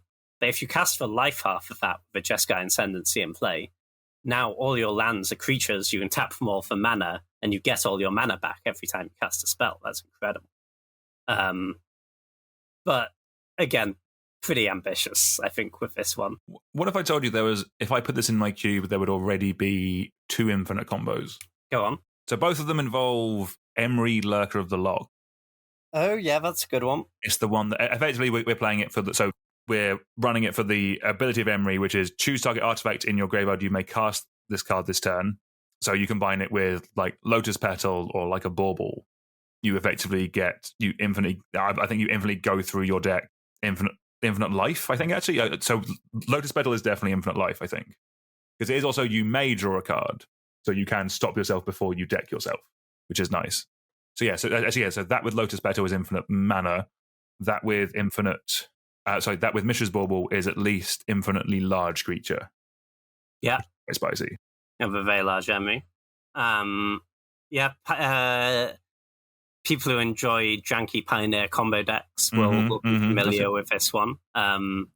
You can also combine it with, in that format, you combine it with Mox Amber. Okay, yes. Because you return it with Emery, Legend, keep the untapped one, Legend rule away the other one, Emery untaps. You keep getting them back. You have infinite mana that way.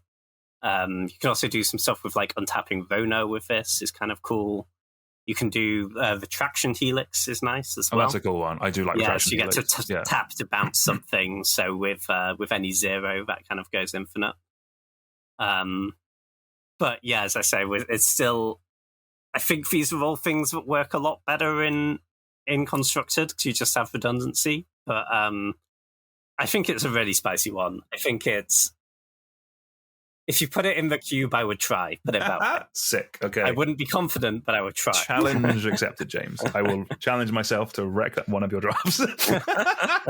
It's easily done. Listen. All right. If you want to find a way for me to wreck a draft, it's this card. Next, we have Villainous Wealth. I will do everything possible in any environment to make this work. It is X, black, blue. It is X, black, green, and a blue. God's perfect mana symbols there. For a sorcery, target opponent exiles the top X cards of his or her library. You may cast any number of non-land cards with converted mana cost X or less from among them without paying their mana costs. So this is also probably more a commander card. Like I have done some heinous things with this in Commander. Like you can get X 80 plus level that. I'm actually thinking about this. Like this is probably actually quite good. If I'm playing this, I want infinite mana because I just want to use it as a way of just winning the game on the spot. But at that point, there are a multitude of cards you can use for that. Like, yes, I know, like Fireball exists, but this is way more. This is way cooler. What X value do you think you need to get before you're happy casting this in a game of limited, James? I mean, the thing is, right? If you could cast it for 4 and it would do some stuff, but at that point, you've played 7 mana, and it probably wouldn't do 7 mana's worth of stuff. So I think you really need to get up into the 6, 7 range. And that is a tremendous amount of mana. It's X is 7, this is 10. Is this a channel payoff, James? This could be a cool channel payoff. I like that. I've definitely played a Storm deck where I didn't get any Storm cards, and this was my only win con. Oh, that was great fun. I think on the fair, it's not going to make the cut very often. 100%. You need to be something. Yeah, you need to be getting that X value super high to consider it to see play in a cube. But if you have that kind of, if you have a big mana deck, like blue green could be a big mana deck in quite a few number of cubes. Yeah. And if you want to do channel stuff, but you think Channel Emrakul is a bit boring and easy. Channel Villainous Wealth. Yeah, cool. That's pretty cool, actually. I actually quite like that. Yeah. I could also see it going 15th pick, a tremendous amount. No, because if I see it, I will take it. Okay. And then lose, but that's not the point. I look forward to seeing your green-red deck that's trying to splash Villainous Wealth. Doable. Yeah, so next up we have Crackling Doom. This is a red, a white, and a black, so Mardu mana. For an instant, Crackling Doom deals 2 damage to each opponent. Each opponent sacrifices a creature with the greatest power amongst creatures he or she controls. This does a lot for 3 mana. I think it's kind of just a victim of its mana cost, because that effect is very good. It's obviously, it's not universally true, but very often the thing with the highest power is the thing you'd want to kill anyway. Yeah. Getting that extra 2 damage is really nice. It also sort of gets around indestructible and hexproof things, which is pretty cool. You can Crackling Doom away their merit lane, and it's very good. Having said that, I think what we were saying earlier about 3-color cards have to be sort of splashy and impactful to actually make it into cubes. And don't think people are going to include this very much. I think, mostly people will include some removal spells in black, some removal spells in white, and some removal spells in red. And they don't really need a Mardu. No? Oh, no, 100%. I'd agree with that. I do think this is this the best edict effect? There might have been one maybe printed since this, which does a similar thing. But like edict effects, I just don't think are playable in any cube. I think some people were testing Shieldred's edict because that can also get planeswalkers. But in general, like if you specifically wanted to play a edict effect, this would be the one to go for. But whether you should in the first place is a separate conversation, I think. I mean, I think the highest power thing gets around a lot of the drawback of these. Oh, exactly. Yeah, 100%. Yeah. Yeah, you're not sad about killing the Elvish Mystic instead of requesting Beast, which just kills requesting Beast. I think you can like view this as like just a good removal spell, but it's like a hard to cast removal spell that's not exceptionally efficient. Exactly, but yeah, so like the general makeup of most cubes, like your the more traditional cubes are 2 colors most of the time, and you can have you can support a 3 or 4 color deck in there. But like we probably are already at a point where you could just make a 3 color cube exist. Where I mean, actually, on Arena, isn't there? There's the chromatic cube. Yeah, where people get splashy with your colors. Like in an environment where where there is a plethora of 3 color cards, I could see this getting in there because this does like a lot of other 3 color cards are very big and very stupid. Actually, like does this kill Progenitus? Yeah, it kills Progenitus. Love that. Yeah. Yeah, so maybe in like a very multicolored cube, Crackling Doom could be it. But yeah, I do agree. Yeah, just in a regular cube where you're casting this with like dual lands and fetches, you are struggling a little bit. Yeah, I think that's an interesting point actually about 3 color cards. I wonder if the mana is now so good if you have the Triome fetch land stuff that should be in the same way as we have most cubes have a cycle, like have like one of each 2 color guild, right, has a card in the cube or multiple cards. Maybe it's time to just have like one of each 3 color section. You just have 1 card for each. Yeah, it's definitely something I've thought about in the past. Like beforehand, I was kind of hesitant to run 3 color cards, like unless they were ones that you were kind of like cheating into play. So like Atraxa, you're not really hard casting that a lot of the time. Like, is it like Sphinx of the Steelwind is a big 3 color card that a lot of cubes were seeing play. But like, so yeah, I guess recently I've added Aragorn, King of Gondor. That's one I'm not expecting people to cheat into play. It's 4 mana, 3 of that is Jeskai. I'm expecting people to cast that, and I think that might be a decent test because like if that card sees play and people are casting it, then that shows that there is an appetite for these powerful 3 color cards because like splashing is so free at a minimum nowadays. Yeah, no, that makes loads of sense. We're sticking with 3 colors and we're sticking with Mardu, but this is a really cool card. Next up, we're talking about Butcher of the Horde. I love this card. It is 1 red, white, and a black for a 5/4 demon with flying and sacrifice another creature. Butcher of the Horde gains your choice of vigilance, lifelink, or haste until end of turn.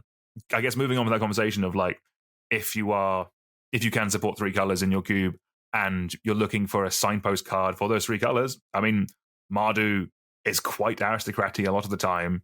Butcher of the Horde really does scream, feed me some little tokens, I'm going to go to town on your opponent's life total. If you can give this, I mean, play this on turn 4, give it haste at least, maybe give it vigilance as well, just keeps bundling in.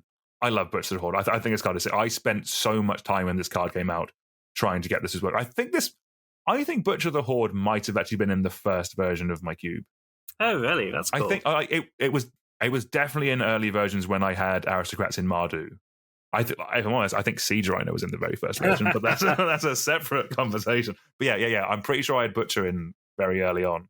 That's good. Yeah, I kind of think this card should maybe be played a bit more. Like, not for your cube, for power level it's at now, but at a little bit of a lower power level. I think if you're running aristocrats, this card's a house. Yeah.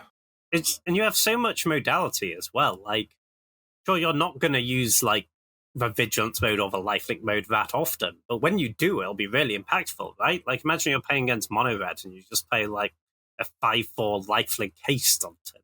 Just dead. Yeah. I think this card's really strong. And it does so much for 4 mana. Like, if you showed me this card, I would expect it to cost like 5 mana. You know? Yeah.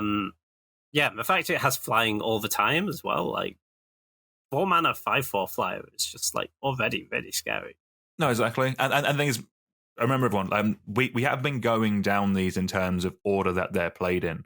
Like, we're kind of getting into some of the 3-color cool cards that kind of, I guess previously these weren't able to see as much play because they were harder to cast. Whereas nowadays, this seems actually very castable. Yeah, 100%. And it's in exactly the right colors, right? Like, yeah. Mardu is often doing an aristocracy thing. And it's not like Crackling Doom, where it's like you're playing this thing that's quite hard to cast and you're kind of just getting a removal spell, even if it's quite a good removal spell. This is really leaning into a thing that 3-color is often trying to do. So I think this is a cool one. Yeah. Yeah, and it's also like, it is very much a reward for the person doing the aristocrats deck. Exactly. It's like, good, here you go beat someone up. Let's go. Right, yeah, we're keeping it with 3 colors with our next card. What do you think of this one, James? Yeah, so next up we have Mantis Rider. This is a blue, a red, and a white for a 3/3 creature human monk. It has flying and vigilance and haste. Yeah, this card kills people. I always look at the artwork on this card, and I really feel like the human isn't doing the work. No, not in the slightest. I feel like this should be an insect, you know? That guy's just a passenger. It's the giant insect that is killing you here. Yeah, no, this is a good card, though. This, if you can cast it, and that's a big if, because it has the tension, right, of it is a 3-color card that wants to go in an aggressive deck, and it wants you to be able to cast it on turn 3, and that can be kind of tough. But I think if you can do that, I think this card does reward you. 3/3 flying vigilance haste is quite a lot for 2 mana. But I can certainly see why it doesn't see like play in a lot of cubes. I could guess if you're doing like a human tribal thing that goes into a few colors, maybe that's the place for it. No, yeah, I really like Mantis Rider, but if you're supporting like a multicolored humans deck, I think that could be quite cool. There's definitely something for that. Yeah, using cards like Ancient Ziggurat or like Unclaimed Territory or Secluded Courtyard. I mean, I guess there's also like Cavern of Souls. That's a pretty good card that rewards you for playing a tribal deck. And yeah, if you're doing that, then you can run like these multicolored humans. Like you can run your Mantis Riders, you can run like your Reflector Mages. Oh, Noble Hierarchs are human. That could kind of work. Yeah, that could be quite interesting. But yeah, just like, unless you're specifically supporting that, I think Mantis Rider is a bit of a hard sell, even though it is very cool. Yeah, 100%. I think those lands are all pretty interesting for tribal decks, actually, as well, because they're the sort of thing where it's premium fixing for your deck, but no one else wants it, so you can get it late. Whereas your fetch lands, it's a bit awkward, right? Because you don't want to have to take fetch lands or whatever super high when you're trying to draft an aggressive deck. But your unclaimed territories and whatnot should just be able to wheel, and they'll be great fixing for you.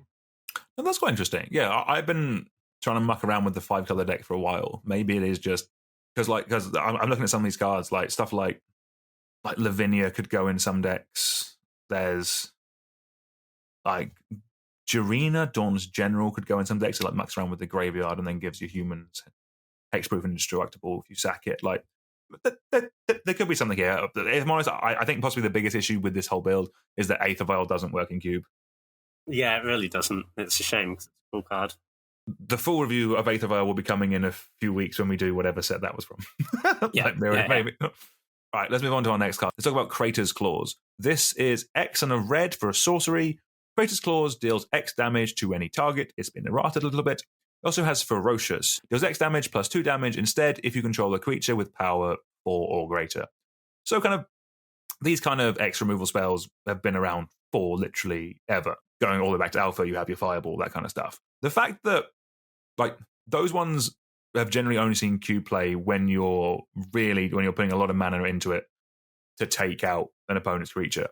The fact that this has the Ferocious plus if you control a creature with power 4 or greater means that it can actually be a decent removal spell by itself. Like base level, if you have a creature with power 4 or greater, this is 1 red for like a shock at sorcery speed. That's not a bad backup plan. Like you can actually use your fireball as like more reliable removal if you're in that kind of like big stompy like Gruul creature kind of deck, that kind of thing. Like yeah, or like a big red deck. If you have this in dragons or this in like just some beef basically. Yeah, I think it's a cool card. It's probably X and a red spells that throw damage around are also in a lot of sets nowadays. Like that could be one for the future in terms of like what's everyone's favorite fireball. But what do you think of Crater Claws, James? Yeah, I could see it having a bit of extra utility with the ferocious stuff in a monster's deck. I think it's still not going to be either the removal spell you want or the top end you want often in those decks, because yes, it can be a 1 mana remove shock later in the game, but it's not a 1 mana shock on turn 1, which is when you want a 1 mana shock, right? But if you have like another reason to want a fireball in your cube, like trying to combine channel and fireball is actually kind of cool, because you need to be on a higher life total than your opponent or fill that up with more mana. Actually, the origin of that is why we have Channel Fireball, the website, and whatnot. Yes. Yeah, if you have like another reason to put a fireball in the cube, then this maybe has a bit of extra utility. Although it's kind of fighting against Banefire as the competition, which is like a fireball that gets uncounterable if it's that is quite big. The uncounterable, just having that peace of mind. Exactly. Like specifically on Banefire, when I stopped playing Magic as a kid, I kind of stopped playing because people kept on countering my stuff. I just wanted to ramp into big green monsters. People kept on countering my stuff, so I spent the entire time I was away being like, okay, how can I beat them? So I did not learn anything. I just like, okay, I'm just going to replace the big green monsters with Banefire because they can't counter the Banefire. Got him. Let's go. It won a couple of games, and then I learned how to play Magic properly. I learned about the second main phase, James. Well, oof, advanced level play. Yeah. Love that.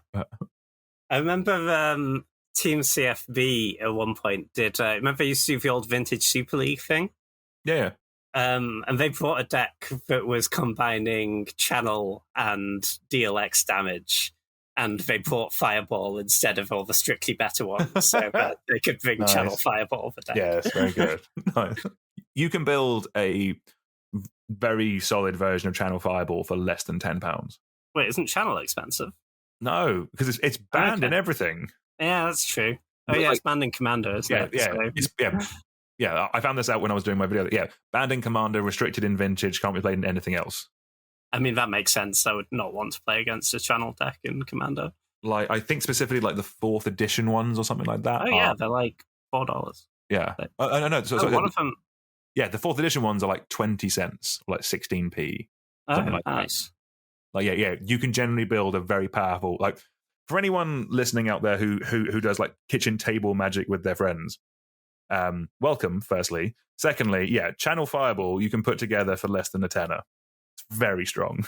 That sounds great. You run the gain lands from this set as well, actually, as a way of boosting up your life total. It's pretty good. Pretty good. Yeah, if you have Channel, the gain lands basically create 2 mana. Exactly. Right? Yeah. Okay. Next up, we have Savage Knuckleblade. This is a green, a blue, and a red. So it's the teamer part of the cycle. For a 4/4 creature ogre warrior. Has 3 activated abilities. For 2 and a green, you can have Savage Knuckleblade gain +2/+2 until end of turn. Activate only once each turn. For 2 and a blue, you can return Savage Knuckleblade to its owner's hand. And for a red, you can give it haste until end of turn. This does a lot for 3 mana, but I think, again, it's kind of in the Mantis Rider space where it's kind of an aggressive Monster-Z type card, right? And it's really asking you to cast it early. But I guess the mana sink ability does mean it scales a bit better into the late game, and the fact that it's green means that green decks tend to be better at fixing their mana. Like, Hierarch into this is a doable thing, right? Yeah, or like even like, yeah, if you could turn 2 this. If you're in like a green-blue deck, you kind of play birds on 1, you play island on 2. Or on turn 3, maybe you can play it and give it haste. It's pretty strong. The other abilities, I think, come up a bit less. Like, I mean, the pump is good. It makes it hard to block the fresh activation thing.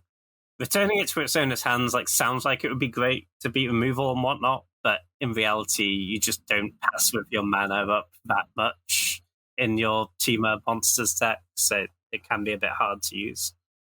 But certainly a fine card. I think I can see why it doesn't make it into a ton of. I think I remember, like, this is a card that there was a lot of talk about during spoilers of, like, oh my god, it's a 3-mana 4/4 with all these abilities. Look at how good it is. And then they spoiled Siege Rhino. It was like, well, who cares about that? Siege Rhino, very good at blocking a Savage Knuckleblade. Sure is. Yeah, I think sort of before people played that, even people were maybe more excited about Knuckleblade than Siege Rhino. But yeah, I think the specific stats matchup did hurt it. And there's a lot of, I spend my whole turn activating my Savage Knuckleblade to try and beat Siege Rhino. I will kill your Savage Knuckleblade. Cool. Moving on. I've had people play this against me in Modern. Oh, really? The brief times I played Modern, yeah. Doesn't sound like they'd win very much, but each their own. Cool, right, let's take it away with our next card. Next, we're talking about Ghostfire Blade. This is 1 generic for an artifact equipment. Equipped creature gets +2/+2. It has an equip cost of 3, or that equip cost costs 2 less to activate if it's targeting a colorless creature. This is one I definitely remember opening at the time, and kind of like, I'm assuming obviously like this is a set with morphs. They're colorless, so this turns your morphs into 4/4s. That's pretty good. So again, if you're in the morph deck or you support that could be a way to do this. Now I'm looking at this card years later in 2023 when I have like an artifact aggro deck in my cube. That's pretty spicy. Like 1 mana for 2/2 buff on Sajinja or like a load of artifact creatures. That's pretty nice. Like you added this as one to list, I think, James. Is that kind of what you were thinking, or? Yeah, I kind of think this should see a bit more play, maybe. I think if you're doing artifact aggro as a thing, you're doing your Steel Overseers and your cheap artifact creatures, I think this does a lot of work. Like, 1 mana to play, 1 mana to equip, +2/+2 is a lot of stats. You can also Urza Saga for this is pretty nice. Oh, that is nice. Okay, yeah. Yeah, I kind of think, because you also just want cheap artifacts in that deck, right? To make all your constructs and whatnot bigger. I think this could be decent. Oh, you can equip it to a construct. Yeah. No. Okay, yeah. I think this does some work. I'm calling this as underplayed. Like, obviously, you need to be actually aggressive artifacts. This doesn't go 100%. In your big mana Tolarian Academy type deck. But thinking aggressive artifact builds, this could be pretty strong. No, that's quite nice. No, I like that. That's that is a lovely find. I like that. Let's go. Yeah. Yeah. I think it warrants a look anyway. Oh, sweet. I love it. Yeah. Okay, cool. Yeah, nice one. All right. Now from cheap and colourless to big and blue. What have you got for James?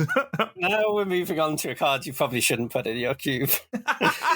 But I liked this card, so you're going to listen to me talk about it for a minute. So next up we have Pearl Lake Ancient. This is 5 blue, so 7 mana for a 6/7 creature Leviathan. It has Flash. Pearl Lake Ancient can't be countered. Has prowess, and you may return 3 lands you control to their owner's hand to return Pearl Lake Ancient to its owner's hand. So this is obviously not an efficient card. The thing this does is it's a control finisher that they can never ever deal with. Yeah. If you're in the spot where you're, right, I'm going to draw loads of cards, I'm going to have plenty of mana, I can deal with everything they're doing, I just want to put 1 card in my deck that's really reliably going to win me the game. This is your card. Because that, can't be countered, obviously, great. The return 3 lands to return Pearl Lake Ancient is obviously really bad tempo-wise, so you need to have really, stabilized the game and stopped them doing anything. But it saves it from everything. It's not like Hexproof where they can still, wrath it away or edict you or whatever. This, you can always respond to what they're doing and return it to your hand, and that's great. So it's almost impossible to like actually deal with this. You'd have to have outside of like discard spells, basically. Having said that, it's not an efficient card. Obviously, the flash is also a huge part of this, by the way, because it means you get to hold up all your wall of counter spells you've hopefully assembled by this stage of the game.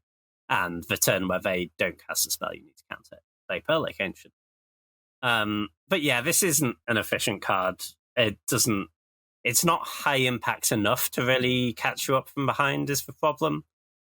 So it's really only good in that spot where you have sort of taken over a game and you just need to win the game. Definitely, I played a lot of Pearl Lake Ancient control decks in Standard. Like Blue-Black Control, you'd finish a game with like 2 copies of Pearl Lake Ancient. It was great. I read a funny story. Apparently, the reason they put prowess on this card is that Wizards were worried that Standard would just become like 6-7 Pearl Lake Ancients unable to attack past each other. Really? So we needed prowess. It's too good as a control finisher. Yeah. So that was not what was going on in that format at all. But it is a cool card. I like it. You shouldn't put it in your cube, probably. No, I wouldn't go there. I quite like this. In budget cubes, I think there's definitely a very reasonable shout that Pearl Lake Ancient could do some play. What is it? It's 35 pence right now. I think if you're building a budget cube, this if you're a control deck, this will win you games. It's big, it's dumb. The flash is quite nice, like that you can sneak it in. Like it means you can hold up the counter magic and then obviously flash it in, play it as Wizards intended, I guess. Take over your budget cube format. Exactly. And it's quite nice if you have this card in your deck that you kind of don't have to worry about win conditions past this at all. It's almost impossible to deal with, right? So you can just be like, right, all the rest of my deck is card advantage and reactive stuff. And this card on its own is enough to win me. No, I like that. Like honestly, I think in budget cubes this is a very respectful. Like when you are at the budget level, like is it big? Is it dumb? Is it blue? And will it win you the game? If it ticks those boxes, you can run it. I think. Yeah, and a lot of those budget cubes tend to have a lot of counter spells, right? Because they're quite they're relatively reasonably priced. Spells are cheap, yeah. And then this sure beats up on counter spells. No, I like it. We'll make this great again, James. But we'll do it. We'll find a cube environment. But talking of finding a cube environment, the next card, and in fact our last card of the day, definitely is the buildiest around card that we're probably going to be talking about today. It is Secret Plans. It is a green and a blue for enchantment. Face down creatures you control get +0/+1, and whenever a permanent you control is turned face up, draw a card. So, specifically, kind of obviously, this goes in morphs. This is a very good signpost card for the morph decks. I'm assuming your cubers might get the hint if they see all the morphs running around. But I really want to build a cube where Secret Plans is good. Where the power level of the cube is that Secret Plans is a good card in it. That seems quite fun to me because I'm not trying to get people to play with bad cards. I'm trying to get people to it's basically when your cube is at a certain power level, you can only do certain synergies that are of that power level. There are so many cool, interesting synergies at lower power levels that work around each other. That's kind of what I want to do with morphs. Basically, is find a way to do cool and interesting things that I can't do at a higher power level because the things I want to do aren't technically as higher powered. When I find that environment, Secret Plans will be an absolute house of a card in it. I really like Secret Plans, as you may have guessed, but James, talk to me about this card. Yeah, no, I think Secret Plans is really cool. I agree with all those things. The thing is, you have to power down the cube to a point where playing a morph is an acceptable thing to do on turn 3. Yeah. Which is not the case in most cubes, right? Secret Plans is great when you go like morph, Secret Plans, and tap my unmorph my morph. It kind of has. There's another nice build around enchantment that goes along with it in the set. Actually, Trail of Mystery, where you that's the green one. Yeah, when a morph enters, you get to search up a basic, which is nice. Yeah, this is a cool build around but it does suffer from like morphs as a strategy is kind of inherently low power level, right? Because you're playing a 3-mana. No, 100%. Like it is a limited magic power level, if that makes sense. Like, and it, yeah, like that's the thing. Like, this is the last time we saw morphs in a standard set. I think we have seen it in like some Commander product, but like we haven't even seen it in like in the conspiracy sets. Like, what does a modern Horizons morph look like, James? Ooh. Oh god. The thing is, it's inherent in morph is play 3 mana, make a 2/2. So unmorphing it would have to be absolutely absurd. It would have to be like 1 mana to unmorph and it kills something. What if it was just, all the evoke creatures? What if it was just that, but you play it as a morph first and then you do the free thing? Oh, you pitch a spell to unmorph them. Yeah, and then it turns face up and you get the effect of one of those. Yeah. Like, that could be powerful. Like you do have to invest 3 mana into it, but it could be anything. It could be Willbender. It could be Solitude 2. Yeah, no, that sounds cool. And we're going back to Tarkir in like 2025, I think. Oh, we are actually. So I'm kind of hoping for a return to morphs. That would be sick. Yes, bring the morphs back. Yeah, for sure. Ben, your secret plans would be good. All right, you heard it here first. Buy now. It's the only bit of financial advice we've ever given, and it's buy secret plans for when Khans of Tarkir 2 comes out in 2024. Let's go. I love that. Please note, this is not to be considered real financial advice. Yeah, don't listen to us. Do not listen to us on that. Right, so that rounds off our set revisit to Khans of Tarkir. I really enjoyed that. That was a good little trip down memory lane. I think we both remember Khans of Tarkir quite fondly, and that was just good to have good to reminisce a little bit. Yeah, no, that was great. Enjoyed a bit of nostalgia. Let us know if there's other sets you think would be particularly great to review. Right, so we're going to move on to our final topic of the day now. What have we been playing? So, a couple of days ago, we met up and we did some cubing, James. How did you find it? How was your deck? How did you go? I mean, I was there, but please tell the other people who are listening how it happened. Yes, I'll give you this novel information, Daniel. It was a lot of fun. So I drafted... So I was very excited about the new additions to Dan's Cube, like Dream Halls and Mizzix Mastery and whatnot. And I did some speculating on some stuff for that early. Didn't quite get there on that, but had I think a really good Reanimator deck in a lot of ways. The issue I had with it, I think I probably slightly made some poor decisions towards the end of the draft. I found... So my Reanimation targets were Atraxa and Gristlebrand. And I had multiple games where, because a lot of the rest of my deck was just like card draw and filtering. And I sort of had quite a lot of games where I had access to my whole deck and couldn't win. And that's not great. That is a sign that you have made some mistakes. But I managed to get a 2-1 regardless. I also had Oath of Druids in there as a nice little piece on the splash. Oath was great. Beat up on some mono red with Oath of Druids. I enjoyed my mono red opponent reading Oath of Druids multiple times and then losing. Yep. That was great. But yeah, probably just like not quite enough gas against the decks that were good at killing my Reanimation targets, basically. I had one particularly sad Atraxa where I looked at my entire deck. I took like 2 cards and left a Faithless Looting and 6 lands in the deck. Oh no! Yeah. How was your deck, though? My deck was all right. So I went 1-2. I was kind of a white-black Death and Taxes, splashing red for 4th Aerlingus because games have to end at some point. The deck was all right. I think it's definitely kind of given me things to think about, like post-cube, in terms of kind of maybe looking at the archetype a little bit, kind of tuning it. Because the thing I kind of realized with Death and Taxes is it kind of the answers it has needs to work with the environment that it's in. You're taxing the things in the environment, and my cube was quite creature based up until, or it's still quite creature based, but there's now other bigger, dumber things, and I think they might need some answers for those. But no, in terms of like my games, like I had some all of my games were very good and very interactive. Like I had a lot of games like fighting over both like the monarchy and the initiative. That was a ton of fun. I got to play with Assault Intercessor for the first time. That card was fun. That actually won me a game. Oh, I'll read it once. It's one of the Warhammer 40k cards. So it's 1 white-black for a 3/2 first strike menace, and then whenever a creature an opponent control dies, that player loses 2 life. So that one was quite fun because I managed to win a game by my opponent channeled in a triplicate Titan. I managed to keep it tapped down with Maze of Ith. So their response was to tinker that into something else.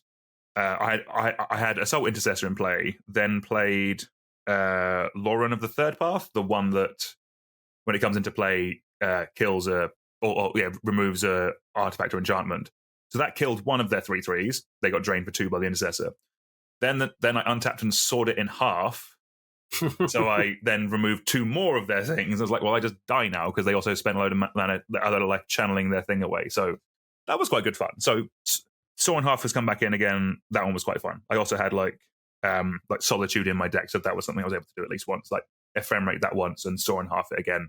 Those are some kind of nice, cool interactions that were good fun. Yeah, that sounds great.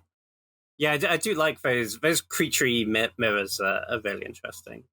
And those are the games where stuff like the monarchy and the initiative actually plays quite well, I think. I think it's like you don't want too much of it because it doesn't play great in some of the other matchups. But in the like creature mirrors where you're trading it back and forth a lot, I think they can be quite yeah. And my first round was against the mono red deck, and it's some of the most... There was so much thinking and so much like actual decision lines for the mono red versus the white black kind of semi-aggressive decks. Like, yeah, it was very fun. Yeah, and very good. Yeah, we have another cube coming up in a couple of weeks, so we'll report on that when it happens. See if one of us can bring the belt home where it belongs. Where it belongs, James. Absolutely. You'll see it hanging in the background. No, awesome. Well, yeah, I think that means... Right, and then with that, I think we're going to leave it there. James, thank you as always, man. Always a pleasure. No, that was a lot of fun. Thank you. And thank you to all very much for listening. Please make sure you leave a 5-star review, tell a friend, like, share, whatever the positive affirmation that your podcast platform allows you to do. Please do it. It would really help us both out. But until next time, we will see you all soon. Goodbye.